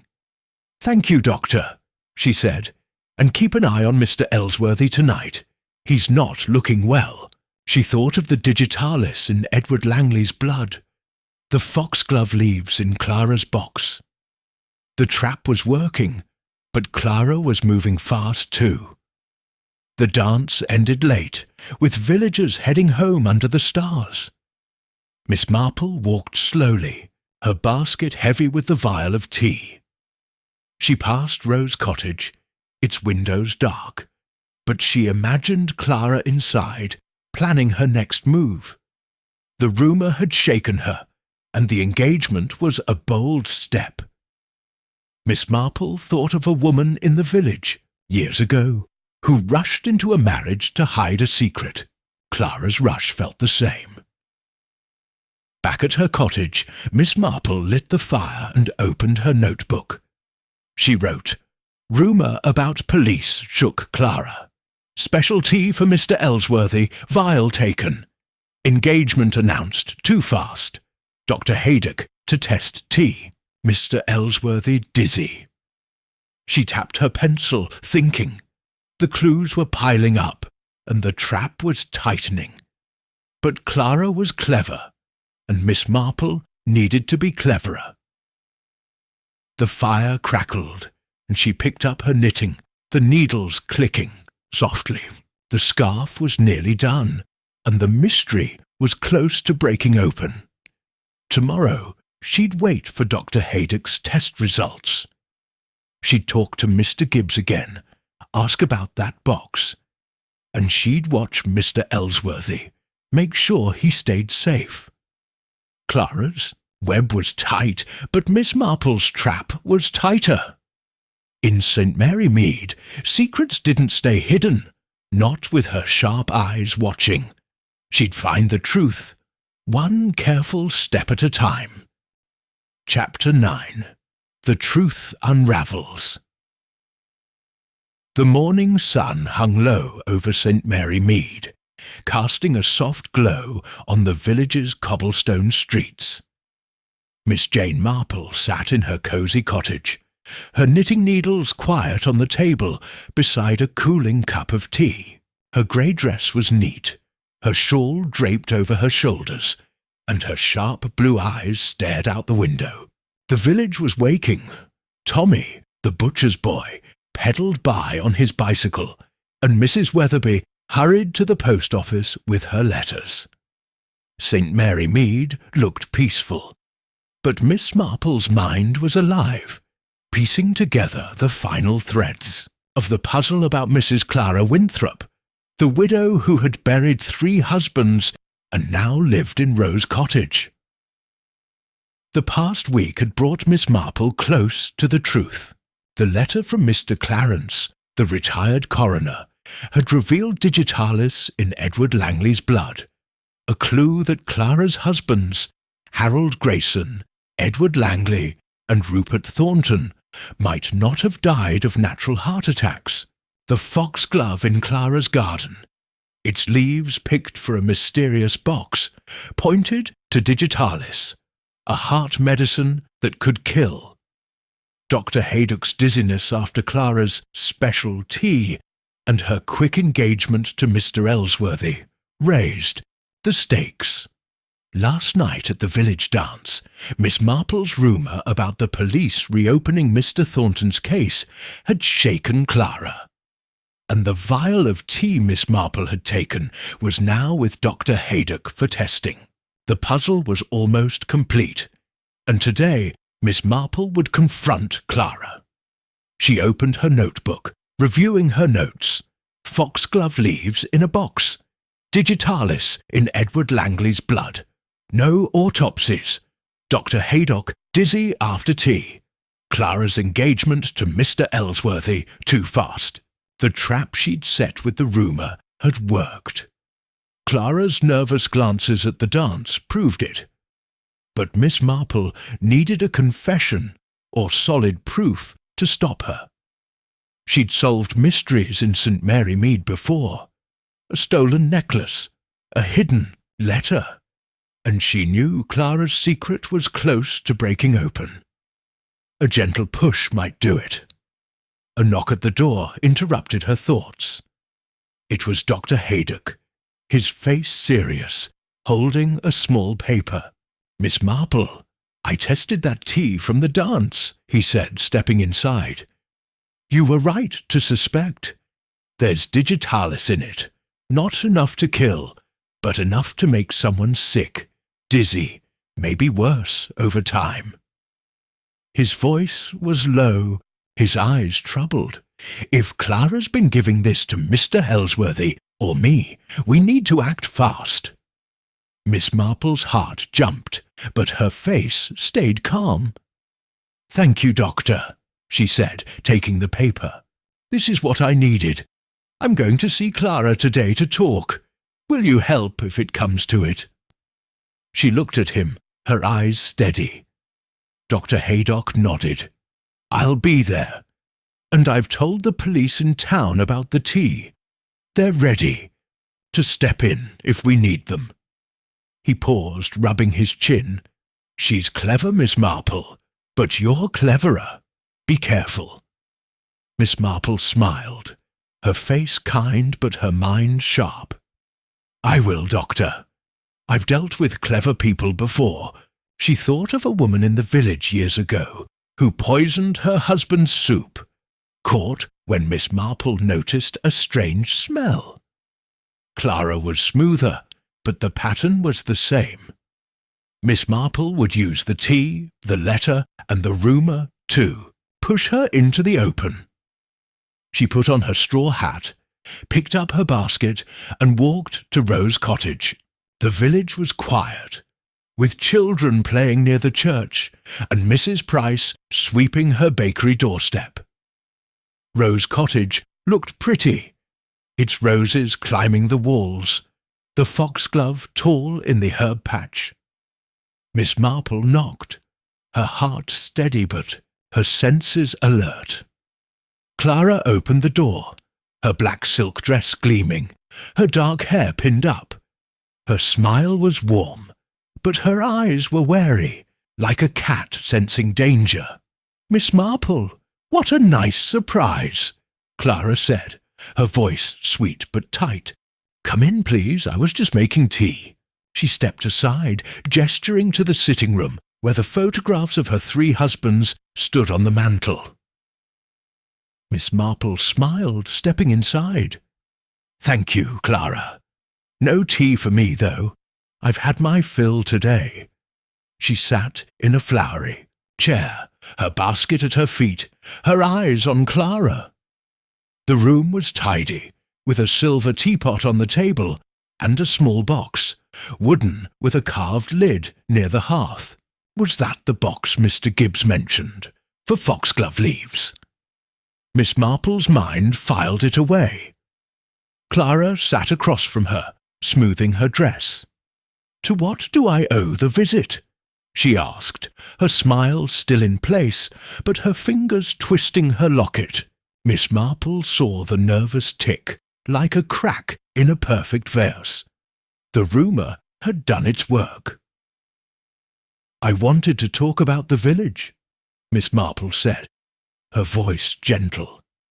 "You've settled in so well, Clara, but there's been some talk about your husbands and their heart attacks. People are curious, especially with the police thinking of looking into Mr. Thornton's death again." She paused, watching Clara's face. Clara's smile froze, her eyes flickering to the photographs, then back. "Police?" she said, her voice a touch too high. "Why would they? It was a heart attack, just like the others. Sad but natural." Her hands tightened on the locket, and Miss Marple saw fear in her eyes. "Oh, you know villages," Miss Marple said, her tone light. "Gossip spreads like wildfire. And then there's your garden, those foxglove plants. Mr. Gibbs says you pick the leaves, keep them in a box." She nodded toward the wooden box by the hearth. "Foxglove makes digitalis, doesn't it? A heart? Medicine, but dangerous in the wrong hands." Her voice stayed soft, but her eyes were steady, pinning Clara like a butterfly. Clara's face paled, her smile gone. "Foxglove? It's just a flower, Miss Marple. I like it for the garden, that's all." Her voice was sharp now, her hands trembling. She stood, moving to the teapot as if to pour, but her fingers fumbled. Miss Marple pressed on, her voice calm but firm. "And the tea you served at the dance, Clara? Dr. Haydock tested it. There was digitalis in it, enough to make someone dizzy or worse, like Mr. Ellsworthy, who's not been well since." She paused, letting the words sink in. "And the letter I got from a coroner friend. He said Edward Langley had digitalis in his blood when he died. No autopsies for the others, but 3 heart attacks. That's a lot of bad luck." Clara's hands froze on the teapot, her eyes wide. "You can't prove anything," she snapped, her voice shaking. "I'm a widow. I've suffered, and now you're accusing me. It's cruel." She turned away, but Miss Marple saw her shoulders tremble, her perfect mask cracking. Miss Marple stood, her voice gentle but unyielding. "I'm not accusing, Clara. I'm asking. 3 husbands, all dead after marriage. Digitalis in your tea, in your garden. You're engaged to Mr. Ellsworthy now, and he's drinking your tea. The police are waiting outside, ready to test more if they need to." She stepped closer, her eyes kind but sharp. "Tell me the truth, dear. It's easier that way." Clara spun around, her face white, her eyes blazing. You think you're so clever, don't you?" she hissed. "An old lady with nothing better to do than poke her nose in my life." She clutched the locket, her voice breaking. "Fine. You want the truth? They were cruel men, all of them. Harold beat me. Edward locked me in the house. Rupert mocked me every day. I gave them digitalis, a little at first, to make them weak, then more. They deserved it." Her voice rose, tears in her eyes. "I didn't mean to kill them at first, but it was so easy. A few leaves in their tea, their coffee, their jam. No one suspected. I was free, and I got their money." Miss Marple's heart sank, but her face stayed calm. She'd heard confessions before. A thief who cried when caught. A liar who broke under questions. Clara's words were raw. Her charm gone. "And Mr. Ellsworthy?" Miss Marple asked softly. "Was he next?" Clara laughed a bitter sound. "He's rich, isn't he? And so easy to charm. I wasn't going to kill him, not yet. Just keep him weak like the others." She sank into a chair, her hands covering her face. "You've ruined everything." Miss Marple stepped to the door, signalling Dr. Haydock, who waited outside with 2 policemen. They entered, their faces serious. "Mrs. Winthrop, you'll need to come with us," one said, his voice firm. Clara didn't fight. She stood, her shoulders slumped, her locket dangling like a weight. Miss Marple watched as they led her away, her heart heavy but her mind clear. The puzzle was solved, but it wasn't a happy ending. She thought of a woman in St. Mary Mead years ago who confessed to stealing to feed her children. Clara's reasons were darker, but the pain was real. Miss Marple didn't judge. She just saw the truth. Back at her cottage, she sat by the fire, her notebook open. She wrote, "Clara confessed, digitalis in tea, jam for husbands, meant to weaken, then kill. Mr. Ellsworthy safe. Police took her." She closed the book, staring into the flames. The village would talk for weeks, but Miss Marple had done her part. She picked up her knitting, the needles clicking softly. The scarf was done, and so was the mystery. St. Mary Mead would be quiet again until the next secret came along. Chapter 10. A Quiet Village. Once more, the morning sun rose over St. Mary Mead, bathing the village in a soft golden light. Miss Jane Marple sat in her cosy cottage, her knitting needles clicking softly as she worked on a new scarf for the church sale. Her grey dress was neat, her shawl draped over her shoulders, and her sharp blue eyes gazed out the window. The village was waking. Tommy, the butcher's boy, pedalled by on his bicycle, whistling a cheerful tune, and Mrs. Weatherby hurried to the post office with a stack of letters. St. Mary Mead looked peaceful again, but Miss Marple's mind lingered on the events of the past week, the puzzle of Mrs. Clara Winthrop now solved. Clara, the widow who had buried 3 husbands, was gone. Yesterday's confrontation at Rose Cottage had ended with her confession. Digitalis from foxglove leaves slipped into her husband's tea, coffee and jam, first to weaken them, then to kill. Harold Grayson, Edward Langley, and Rupert Thornton, all dead by her hand, their heart attacks no accident. Her plan to target Mr. Ellsworthy, the antique dealer, had been stopped just in time, thanks to Miss Marple's trap and Dr. Haydock's test of the tea from the village dance. The police had taken Clara away, and the village was buzzing, but Miss Marple felt no triumph, only a quiet satisfaction that justice was done. She sipped her tea, the cup warm in her hands, and thought, back over the clues.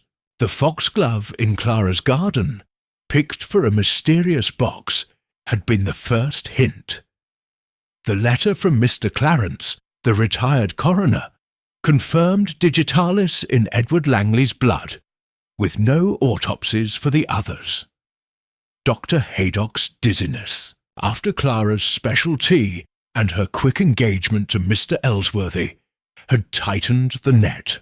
Miss Marple's rumour about the police reopening Mr. Thornton's case had shaken Clara, and the vial of tea, tested and found laced with digitalis, had sealed her fate. It was a puzzle, and Miss Marple loved puzzles. She'd solved many in St. Mary Mead, a stolen ring, a hidden will, and Clara's was the biggest yet. The village was settling back into its quiet rhythm, but the gossip lingered like morning mist. Miss Marple knew it would fade, as it always did. She'd seen it before, after a scandal about a shopkeeper's wife or a missing church fund. People talked, then moved on. But Clara's story was different. 3 murders, planned with a smile. Miss Marple didn't judge, but she understood.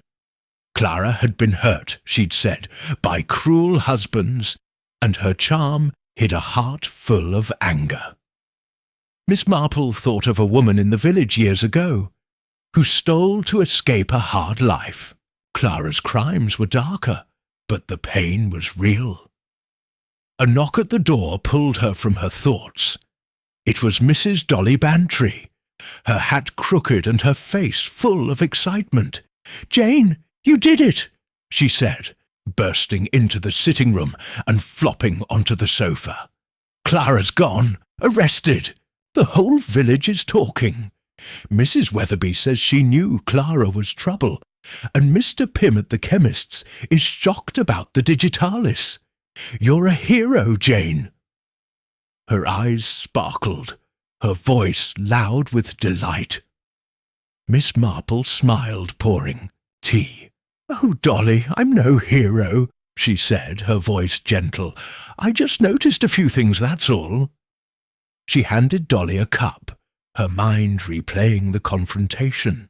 Clara's pale face, her trembling hands, her bitter confession.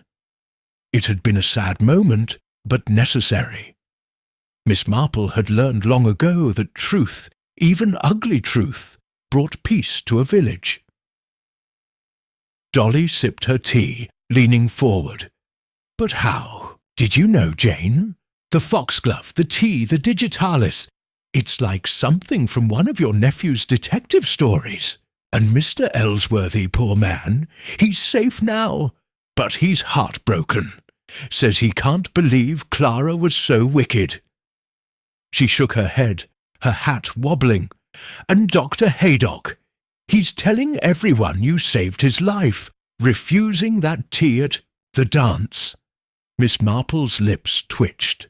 "Dr. Haydock's too kind," she said. "He's the one who tested the tea, and Mr. Ellsworthy will recover. He's young enough to find love again."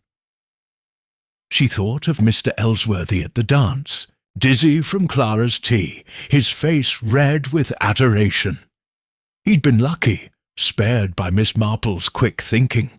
She remembered a young man in St. Mary Mead, years ago, charmed by a woman who took his money and ran. Mr. Ellsworthy's heart was bruised, but he was safe. Dolly wasn't done. "The vicar's in a tizzy, says we should pray for Clara. Mrs. Clement's planning a sermon about forgiveness, but Mrs. Weatherby says Clara doesn't deserve it. 3 husbands, Jane, and she almost got a 4th. She took a big gulp of tea, her eyes wide. What made her do it? Was it just the money? Miss Marple's eyes softened. "Money, yes, but more than that," she said. "Clara said her husbands were cruel, beat her, locked her up, mocked her. True or not, she believed it. She used her charm to hide her hurt and the foxglove to end it. But hurt doesn't excuse murder. She thought of Clara's confession, her voice breaking as she spoke of her pain. Miss Marple had seen pain before, in a woman who lied to protect her children, but Clara's choice was colder, sharper. Dolly nodded, her face serious for once. Well, the village is safe now, thanks to you. But Jane, how do you do it? You sit there knitting, looking sweet as pie, and you see everything. It's like magic. She laughed, her hat slipping further. Miss Marple chuckled, her needles clicking. Again, no magic, Dolly, just watching people. They're the same everywhere, village or city. They want love, money, safety, and sometimes they do wrong to get it. She thought of her nephew Raymond, whose detective stories were full of such people. Life was messier, but the patterns were clear. Clara's pattern, charm, poison, profit, was one Miss Marple had seen before, in smaller ways. Dolly stayed, chattering about the bazaar and the new curtains at the vicarage. But Miss Marple's mind wandered to Rose Cottage, now empty. The foxglove would be dug up, the photographs packed away, the teapot sold. Clara's web was gone, and the village could breathe again. After Dolly left, Miss Marple walked to her garden, clipping a few roses. The air was cool, the village quiet, except for the hum of voices from the Bluebell tea shop. She passed Rose Cottage, its windows dark, and felt a pang. Clara had been clever, but not clever enough. Back inside, Miss Marple sat by the fire, her notebook open. She wrote, "Clara arrested. Confessed to digitalis in tea jam for husbands. Mr. Ellsworthy safe. Engagement broken. Village calm again." She closed the book, staring into the flames. The puzzle was solved, the truth out. She thought of a case years ago, a man who died from bad medicine. His wife caught when Miss Marple noticed a strange taste in his coffee. Clara's story was bigger, but the truth was the same. Secrets didn't stay hidden in St. Mary Mead. Chit-in. Doorbell rang again, and Dr. Haydock stepped in, his face tired but relieved. "Miss Marple, I wanted to thank you," he said, sitting across from her. "The police have Clara's box of foxglove leaves, and they're testing her jam. You saved Mr. Ellsworthy, and maybe me." He smiled, but his eyes were serious. "You've got a gift, you know." Miss Marple waved a hand, her face kind. "Just an old lady's curiosity, Doctor," she said. "I'm glad you're safe, and Mr. Ellsworthy too." She offered him tea, but he laughed, shaking his head. "No tea for me, not for a while," he said. "Clara's put me off it." He stood, tipping his hat. "You're a wonder, Miss Marple. St. Mary Mead's lucky to have you." She smiled, watching him go. The village was settling down, the gossip fading. Mr. Ellsworthy was back at his shop, selling clocks, his heart mending. The vicar was planning his sermon, and Mrs. Weatherby was already talking about a new family moving into Rose Cottage. Miss Marple picked up her knitting, the needles clicking softly. The scarf was done, a soft blue thing for the church sale. She'd start another tomorrow, and maybe another mystery would come with it. As the fire crackled, Miss Marple thought about Clara. A woman hurt by life turned to poison by anger. It was sad, but justice was done. She remembered a girl in the village years ago who lied to hide her shame, caught when Miss Marple saw through her tears. People were predictable, but always surprising in their choices. Clara had chosen wrong, and now she'd face the law. The village slept under a starry sky, its cottages dark and quiet. Miss Marple sat by the fire, her scarf finished, her mind calm. St. Mary Mead was peaceful again, but she knew it wouldn't last. Another secret would come, another puzzle to solve. She smiled, her needles ready for the next thread, her eyes sharp for the next clue. In St. Mary Mead, mysteries never stayed away for long, and Miss Marple would be waiting.